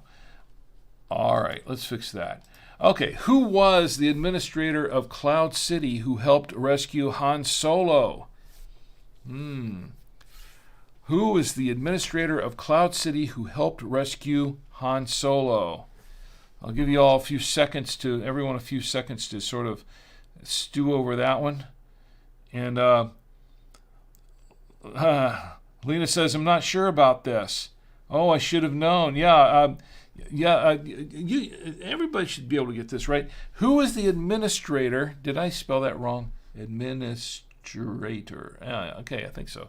Administrator of Cloud City who helped rescue Han Solo. This was in episode 5 in The Empire Strikes Back. Well, actually, it was in episode 6 because I'm going to give too much away. But it was in episode 6. It was in Return of the Jedi is when he rescued Han Solo. Who was the administrator of Cloud City who helped rescue Han Solo? Remember, now Han Solo in episode 5, he had gotten encased in carbonite. So it was taken away by Boba Fett and to Jabba. And then he had to get rescued by Luke. Luke rescued Luke and Leia, and someone else, a third party, rescued him in episode 6. So who was the administrator of Cloud City who helped rescue Han Solo? Got it. I don't think this is too hard of one, is it? No, I don't think so. Let's see who else has got this. Spock. Jaycon says Spock. Should I do the long? I'm not going to do the long laugh. I think we've heard the long laughs enough, right? Ian Hayes has it. Okay, I missed some stuff here. Chi says, and behind a great woman is a big carat diamond. Great behind. Yeah. Okay, Alan Hayes has it. Jaycon, yeah, try it again, Jaycon. Let's see. Tom, do you have it? Lena, do you have it? Tom has it. Okay. Lena, you have it? What about Ed? Okay. I'll give you another second. Let me see. Just check all the chats here. But okay, 2 of you have it. All right. Well, I'm gonna call time on this one.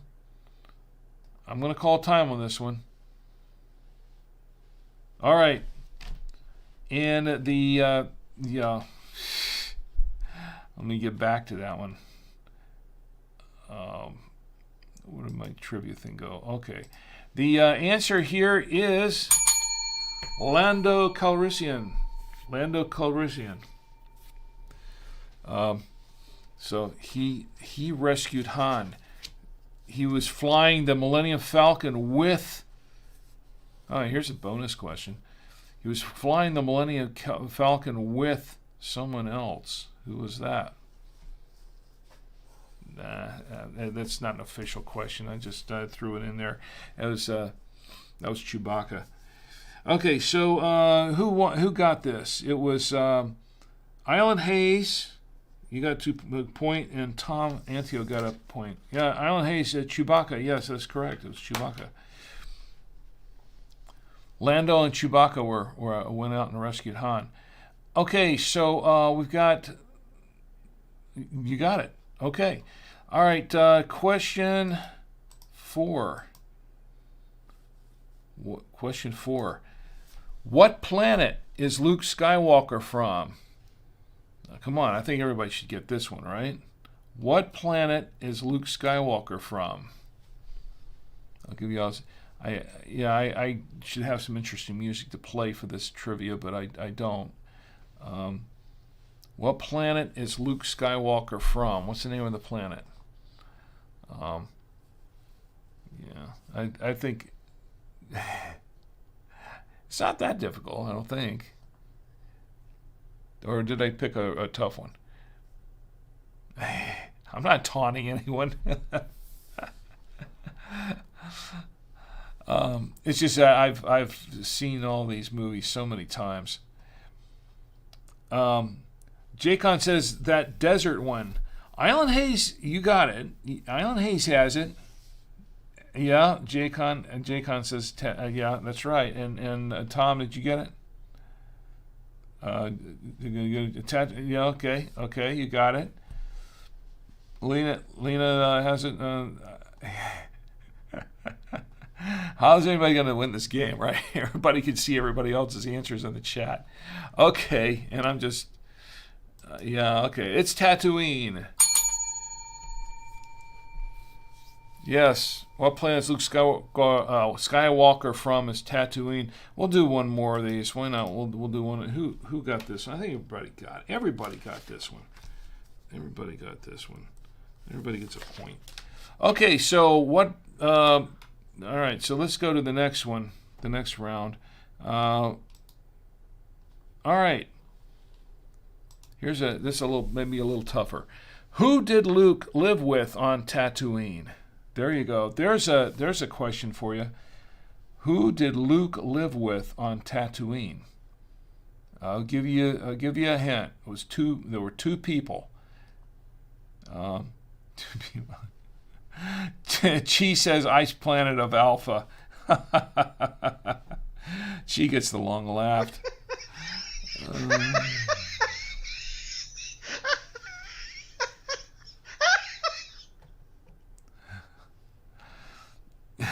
You don't have to you don't have to give their actual names if you don't know them, but if you have Island Hayes is he's in the ballpark there. Island Hayes is in the ballpark. That's right. Jaycon says his mom. No, not quite. Jaycon says, "Oh yeah, just like Harry Potter, the plot is very similar." Is it really? I didn't even think about that. Yeah, it could have been. Tom Antio and Alina. Before I say on Twitch, okay. So Tom Antio and Alina. Anybody have a vote in? Alina has a vote in. Let's see what. Ed's. I think Ed's out still looking for an antonym for a thesaurus. Okay. Should I close this one up? I think most everybody has it here. Let's see who has it. Yeah, I think most everybody's going to have it. It's going to have it. Was this too easy? Is this too easy? Who did Luke live with on Tatooine? Uncle Owen and Aunt Beru. Yes, his aunt and uncle. All right. Maybe these are too easy. Or this is just a goofy trivia. Hey, this is the best I could come up with.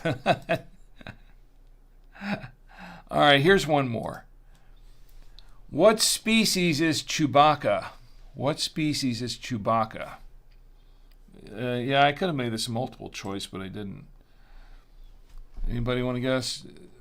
What species is Chewbacca? What do you call him? Yeah, Tom Antio has an answer in there. What about everybody else?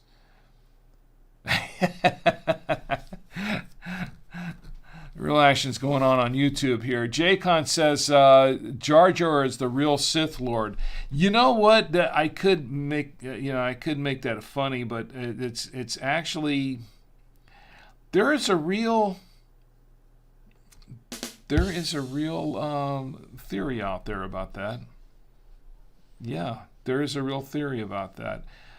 I don't know that that's really the case, but yeah, I have heard that. I've heard that on Jar Jar being the real Sith Lord, and that it was all an act. Giacon says Harry. Ion Hayes says the Andorian. The Andorian. What species is Chewbacca?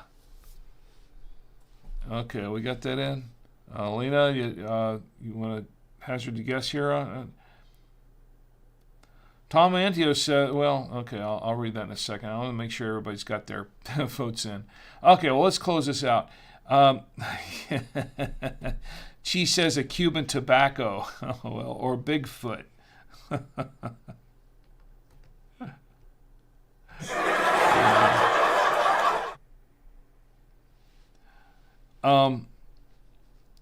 Jaycon says, I like Bigfoot.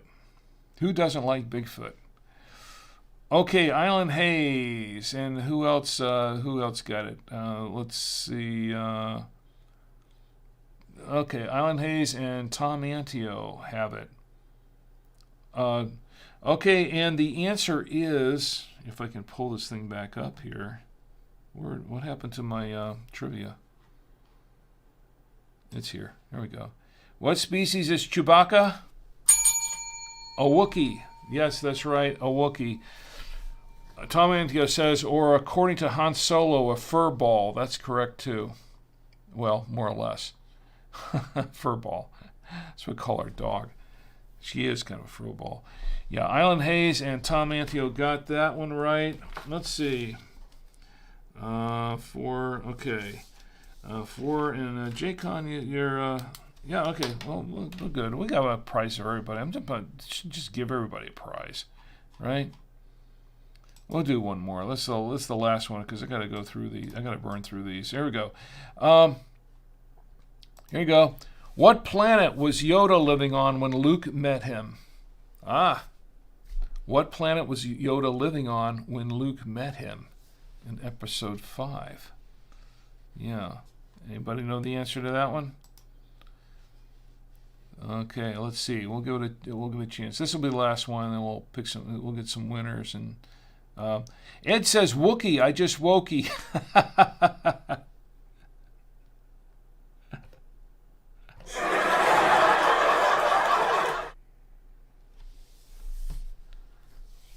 What planet was Yoda living on when Luke met him? Anybody know? We'll make this short one. Island Hayes says Wookiee. Yeah, planet that Yoda was living on. Tom Antio has his answer in. Anyone else? Ready to go? There's probably a lag in here because all the streams going out to all these different platforms is probably a big lag here, so probably it takes a while for everybody to get their answers in. I noticed that. The lag is different on every platform. I've noticed that. Okay, both J-Con and Island Hayes have it, and Tom Antio has it. Ed says walking carpet. Yeah, actually, I think did he call him that too? I can't remember. He might have. Okay, what planet was Yoda living on when Luke met him? The answer is Dagobah. And somehow that popped up before I was ready for it to do that, but it did. I messed that one up, didn't I? I sure did. All right, well, we got one more. Okay, I got one more here. Let's do this one. Who says, I find your lack of faith disturbing? I almost did the voice of that. I almost gave it away. Who says, I find your lack of faith disturbing? That was, what episode was that? I know, there is a lag time on here, isn't there? Yeah.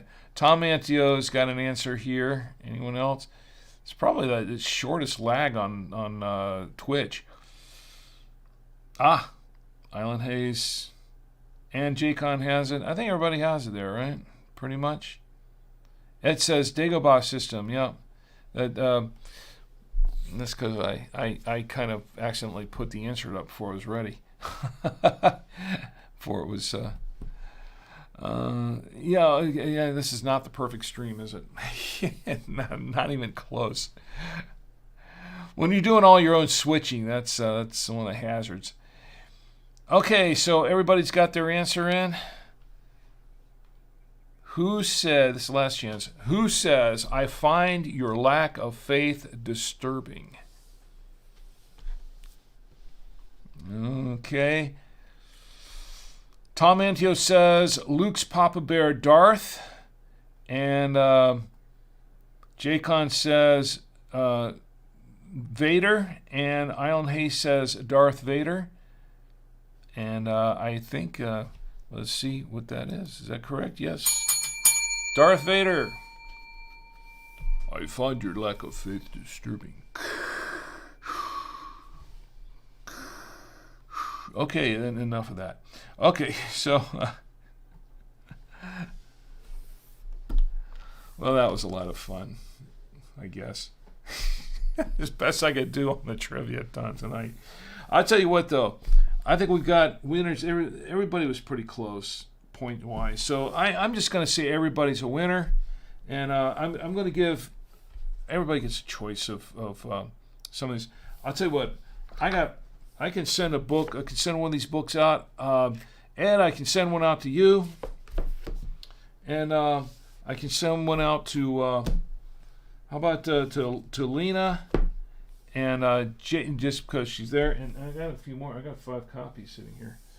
So I think Ed and Lena and J-Con and Island Hayes, you all get a copy of the published book. Now, there is one more, and I'm saving this for last, but I am giving away a copy of the 100 live streaming and digital media predictions to somebody here tonight in the chat. And we're going to do that. The last thing, I'm going to pick someone at the very end of the show. And we've got a couple more things to do. We've got 2 more things to do. But everybody here, 5 people. We got 4. You got 5 copies. I can give one to all of you. Tom Antio, I've got something else for you, something separate for you. But everybody's a winner. Everybody's a winner. And where are we? Oh yes. So I've got some giveaways here. We're going to do the coffee review, and then before we close everything up, we're going to do the coffee review shortly. Before we do that, there's something I want to. Tom has a reaction there, and okay, but so by the way, if I don't have yours, I don't think I have it because I don't really keep them. But send a valid shipping address to rick@savoyamedia.com, rick@savoyamedia.com, so I can get your books out to you, and also.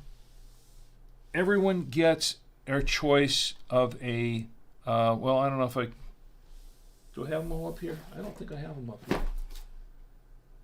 Everybody gets who doesn't have one, by the way? If whoever doesn't have one, I'll send one out to you, because I got a whole bunch of these things to give away. The wine holders. Did I bring them? I thought I brought them up here. I thought for sure I brought them up here somewhere. Maybe I didn't. Maybe they're over there. If you don't know about the wine holders, I'll bring them by here in a minute and show it to you.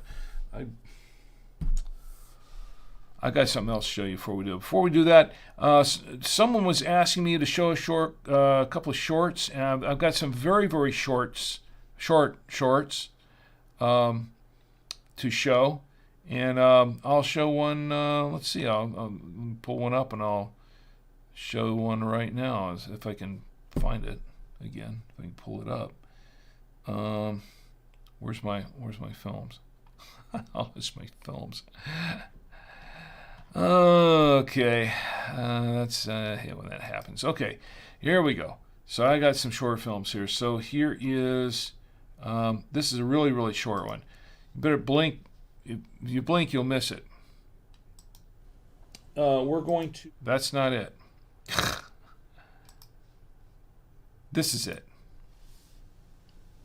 It's no secret kids love bugs, but that's no way to eat roaches. Try Chug-a-Bug, naturally flavored insect drink. Naturally flavored because it contains 90% real insect juice. Have a cake or just a mug, but you'll never choke on a leg when you chug a bug. On fruity, flying, tangy termite. Yeah, it was a little short commercial, spoof commercial that we made back in the day. I have another one here too that I'm going to show in a few minutes. But before I do that, there is one thing that I do want to show you, is that and I was asked, well, what have I gained from some of the things that I've gained from doing this? One of the things that I did a couple of years ago was I was invited to be part of a network, a TV network on YouTube called 100 TV, and I was asked to develop a half-hour series. And so I thought, well, look, I've got all this. That's one of the cool things about this wine stream is I've amassed well over 500 hours of content over the last 6 years, closer to 600 hours. And I was thinking to myself, well, I can do some things with this content. And what I did was I came up with a half-hour show with commercial breaks and all that kind of stuff called Drink with Rick Rewind. The purpose of the Drink with Rick Rewind was basically to explain and show how to put together a live stream and the progression of a live stream by using a real world example of it. It was sort of like it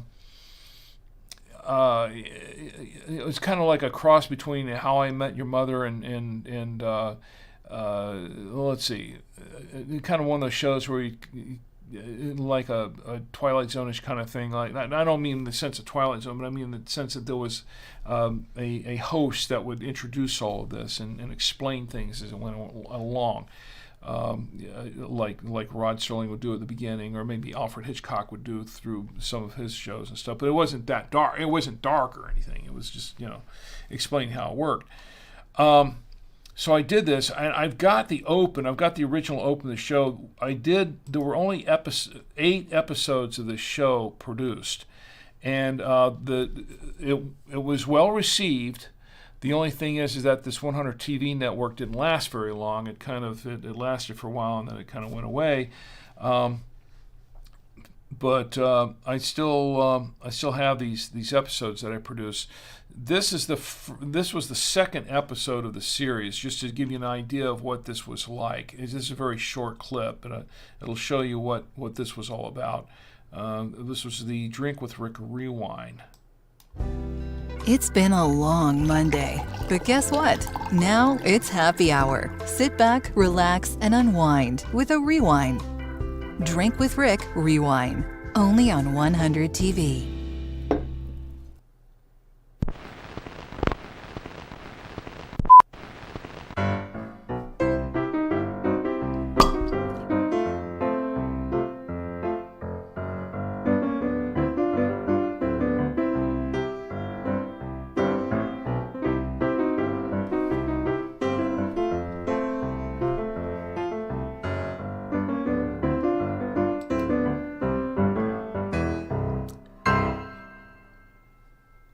Hi, and welcome to the Drink with Rick Rewind. I'm Rick, and this is a showcase of clips and highlights from classic episodes of the Saturday Night Wine Stream, featuring wine reviews and general off-the-cuff entertainment. In this episode of the Rewind, I open, taste, and review a red blend that I purchased during a wine tasting at a restaurant in Orlando, Florida. Did it meet my expectations? We'll find out. I'll also reminisce about some of my favorite wines in the past and why I saved the empty bottles. So sit back, relax with your favorite libation, and drink with me as we rewind the review of the Cooper's Hawk Super Tuscan 2018. And that was the opening segment of the show, and it was just a half-hour show that ran for a short period of time, but it was a lot of production work involved on some of that and post-production. And that was one that was going to be monetized. Unfortunately, I didn't get that far. So, but those are all 8 episodes are still available on to see on the 100 TV channel on YouTube. Also, I'm going to be posting them later on Drink with Rick. But that was one of the projects that that was sort of an offshoot from the wine stream. And that kind of gives you an idea of sort of where I'm going to go with this in the future, being able to utilize a lot of the content that has already been created on the show with the wine stream and with new content that I'm going to be producing in the future for Drink with Rick. So that's kind of what that is. But I think you wanted to see one more short film. I got one more short film to I've shown it several times, but it's a popular one. People like this one, so I'm going to show this one again tonight. This is called Starchy and Crutch. For those of you familiar with the old Starsky and Hutch TV show back in the 80s, that's what this is. This is a spoof of a promo, a TV promo for Starchy and Crutch. On the next exciting episode of Starchy and Crutch.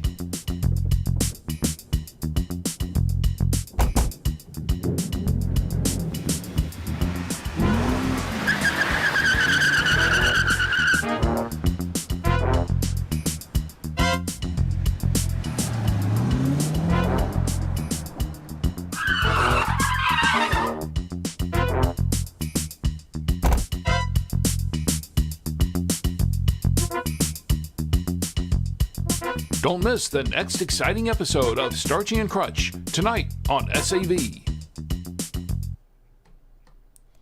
that was Starchy and Crutch. That was a film we shot a long time ago. I know. My friend Jim had who was actually the director on Space Apes for Mice Planet Alpha. He was the guy driving the car. That was his car, actually.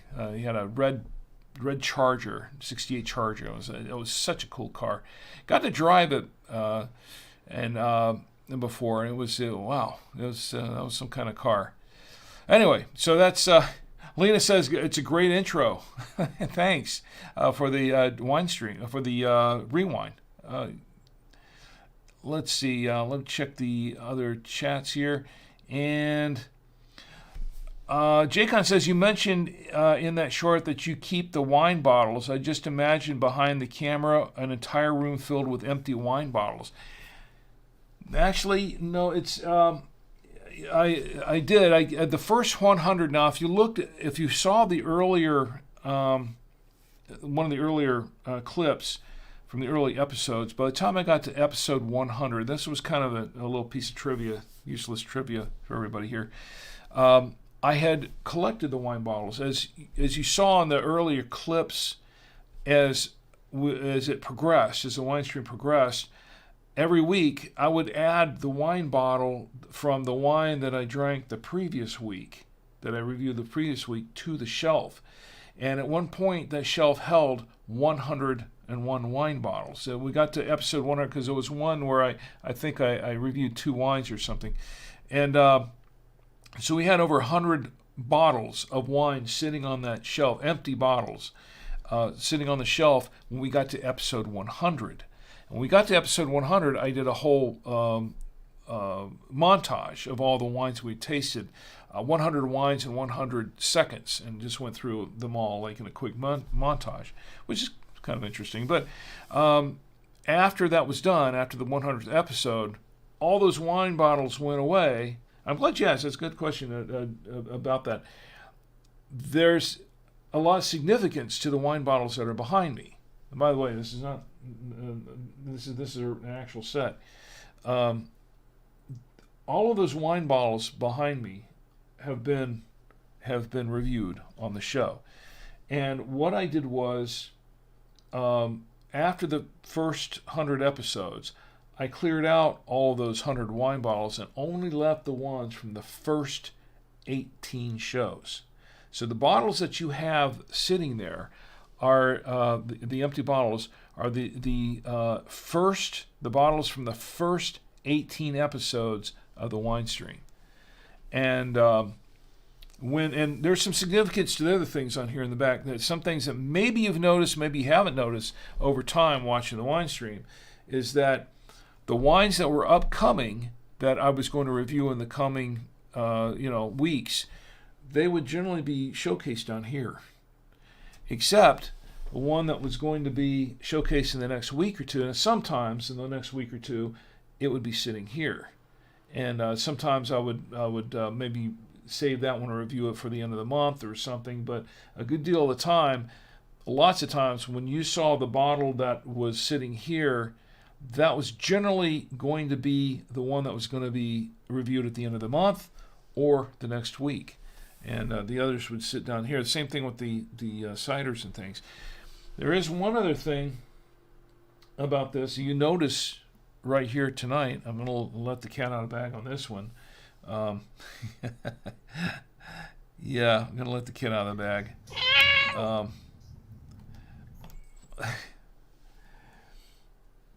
You notice there's no wine bottle here tonight because that's the one. This is the one that was sitting there over the last few nights, and this denotes the last episode because there's no wine bottle there. So there you go. There's just tons of you. There's a lot of there are a lot of things that I like to do with the show that had some kind of symbolism or had some kind of meaning or whatever, little Easter eggs, if you will, that if you notice very carefully, you look very carefully, you notice, you'll see some things that have a little bit of maybe a little bit of hidden meaning, and maybe a clue to something that was coming up or something that happened or something I was going to talk about. So there are a few of those back there. So there's some more useless trivia for you. Anyway, yeah, there were a lot of little things. I had some fun with the show. I've had some fun with it, and it's been fun. I think we got everything covered except one thing. We got a coffee review. It shouldn't take too long, right? Because I got everything ready. Because I have right here, sitting in front of me, is the official Drink with Rick coffee maker. We're going to go through this real quick. And of course, to hold the coffee, I have the official Drink with Rick coffee mug, which is, there's always time for friends, wine, and coffee. And this was given to me by my good friend Ed, who was on Facebook. If he hasn't fallen asleep on me yet. I can understand if you did. It's understandable. And Ed says good Darth voice. Thank you. So I've got the water in here already. Now all we need is the coffee. Now this is the coffee that we're going to try. I've been waiting for this. This is the coffee we're going to try. This is, believe it or not, Kellogg's Eggo brand coffee, blueberry coffee, natural flavors from 100% natural sources. Well, that's good to know. So Eggo brand coffee. Now I saw this on, I purchased this from, I know this.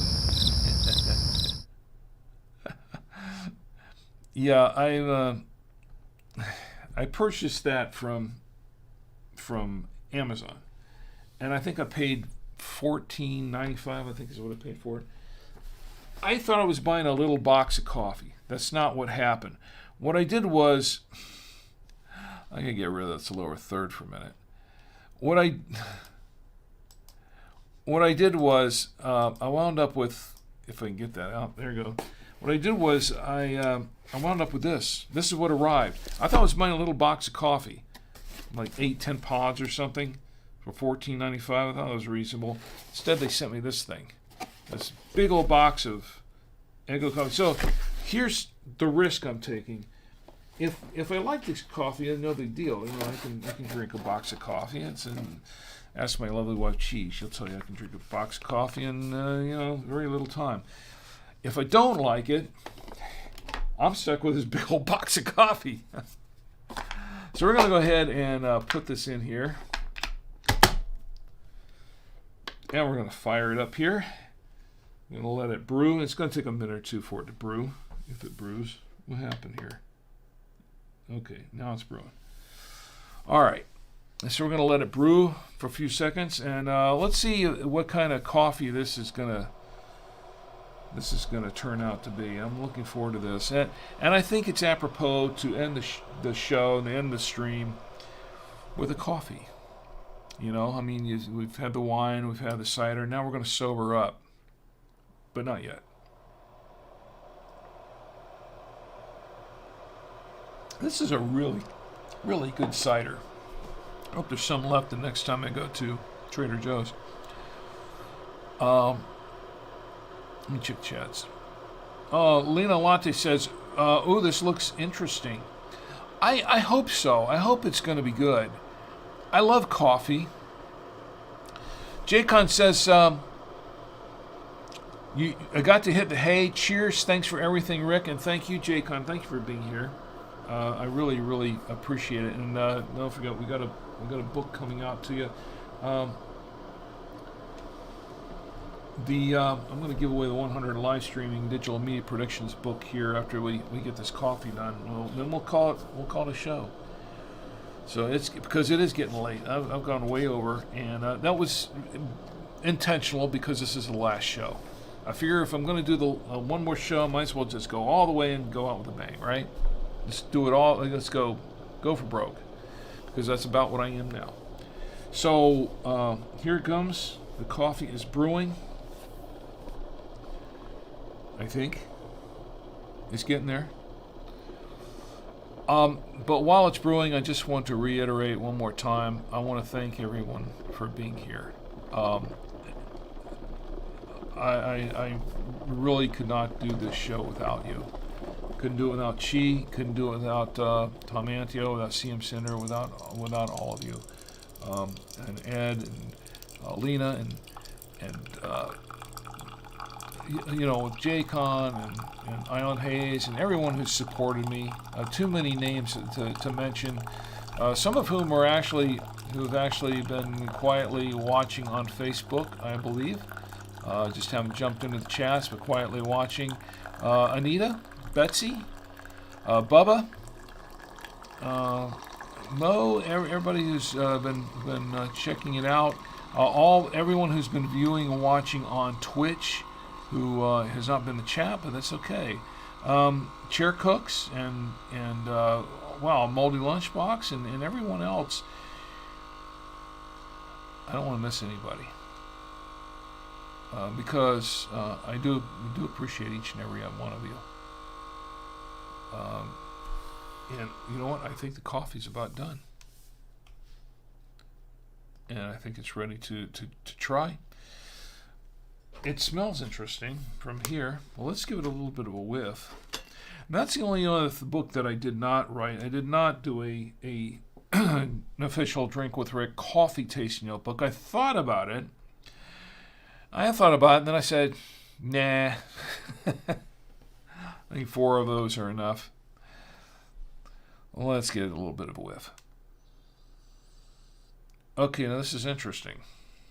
Okay, this is very interesting.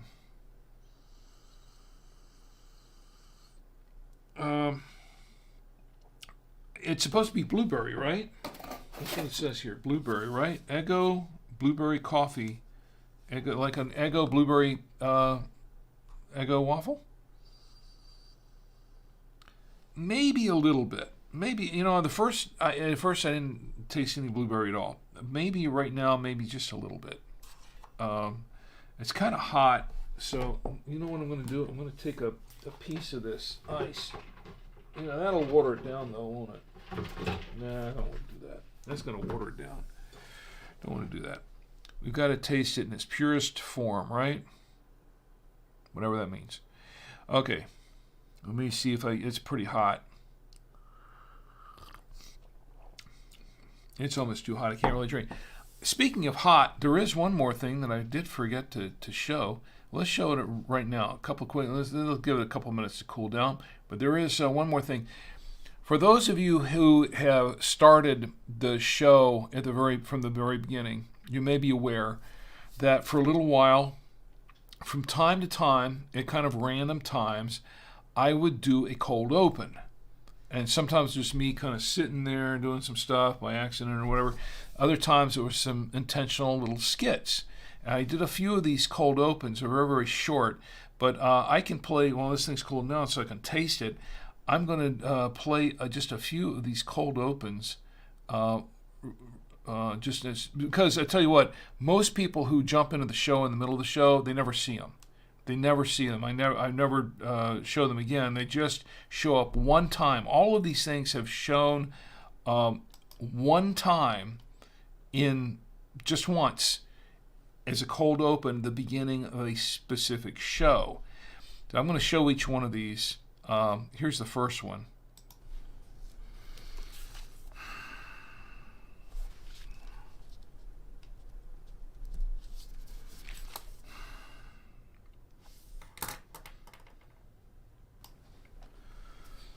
come on.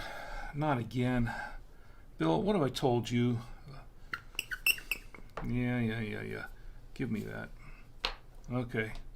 I want you to behave yourself over there. Don't get inebriated just before the show, okay? All right. You behave yourself tonight, okay? Oh. See, now you've got the attention of the dog. Amber, you can't, no, you can't have Bill. Bill's not for you. Bill's not your toy. Bill's not your toy. Bill is my toy, okay? Okay, Bill's not for you. All right, good doggy. You behave yourself, okay? All right.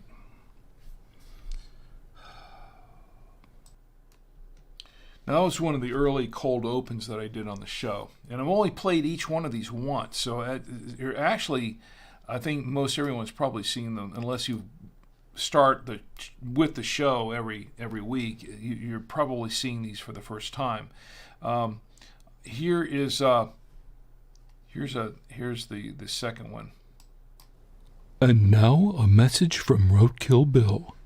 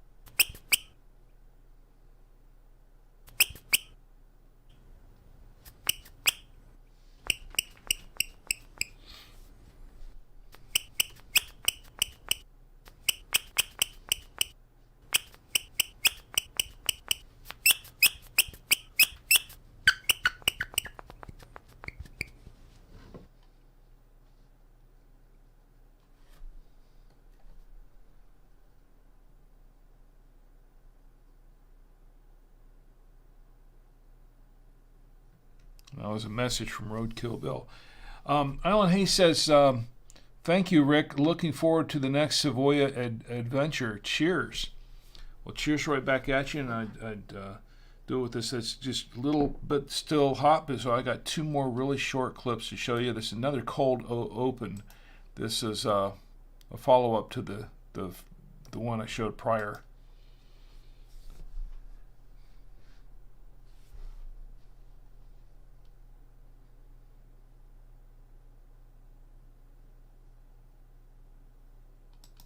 That was a really short one. But here's my personal favorite. And this is the one that I showed on, this is the cold open that I showed on May the 4th. May the 4th be with you. Star Wars Day. This was for Star Wars Day.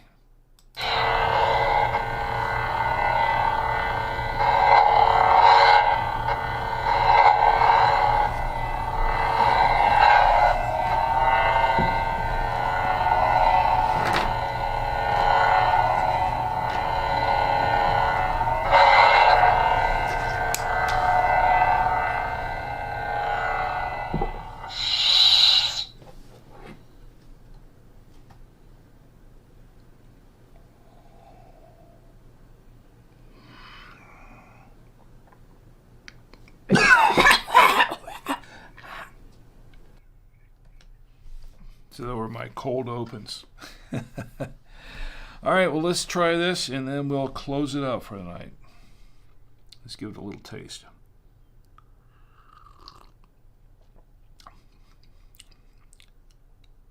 Actually,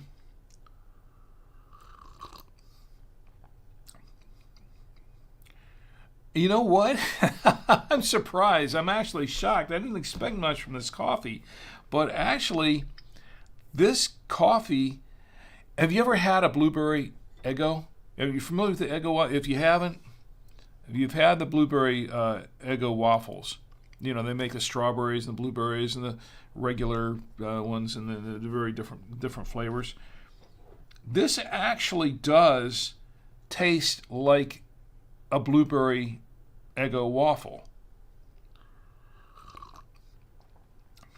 It does very much. I'm shocked. This turns out to be a coffee that I like. This is actually really weird.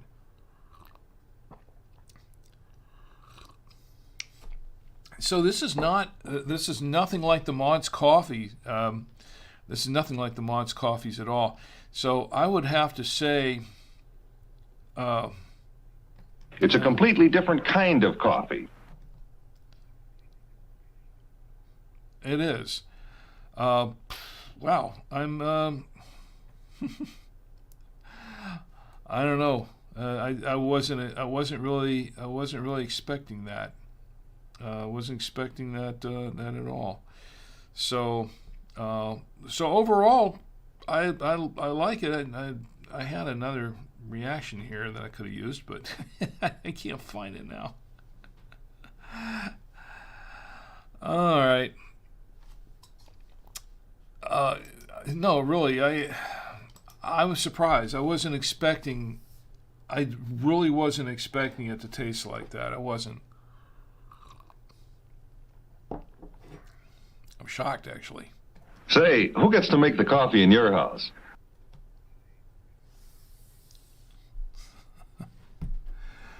That didn't turn out right, did it? All right. Well, it's not going to be a perfect show. Never will be. But, it is what it is. And I think it's time to wrap it up.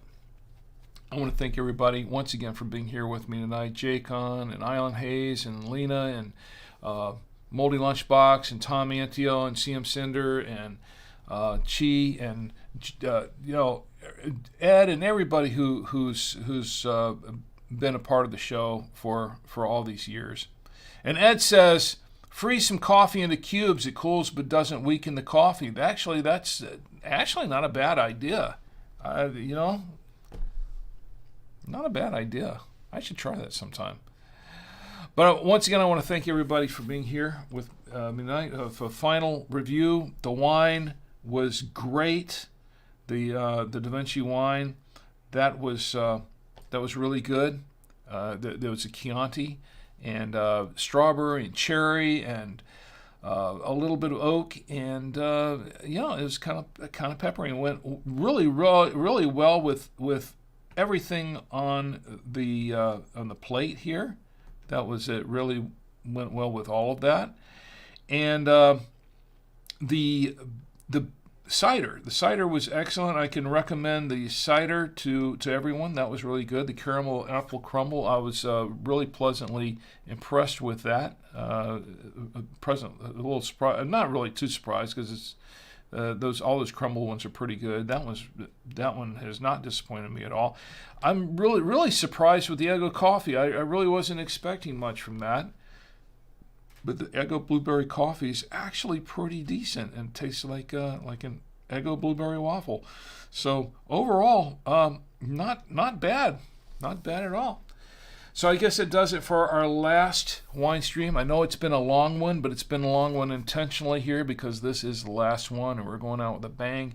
I want to thank everybody again for being here. I do appreciate each and every one of you. And now it's time to bring out, yes, he's been waiting. Your friend and mine, the official mascot of Drink with Rick on the Saturday Night Wine Stream, and it is none other than Roadkill Bill. Yep. And Roadkill Bill, of course, he has that special message for each and every one of us, and that message is, please don't drink and drive, and I really mean that. Please do not drink and drive. Drink in the comfort of your home, your apartment, your hotel room, your dwelling, wherever you are. Just pretty much stay put. If you have to go somewhere, call an Uber, a Lyft, cab, a friend, someone you trust to drive you home. Other than that, just pretty much stay where you are. Just stay put. It's not worth it. Think of others as well as yourself. And drink responsibly. And don't text and drive either, because that's also very, very dangerous. Right, Bill? Yeah, that's right. Exactly. What he said. Whatever he said. I don't speak squirrel. Neither does he, actually, I don't think. He's roadkill, Bill. But I'm saying this because I do care about each and every one of you. And I want you to have a great time out there, but I also want you to stay safe. So you can, so maybe one day we can get together again. Whether it be a wine stream or, whatever. Throw on Drink with Rick. We can all get together and drink with Rick. Good night.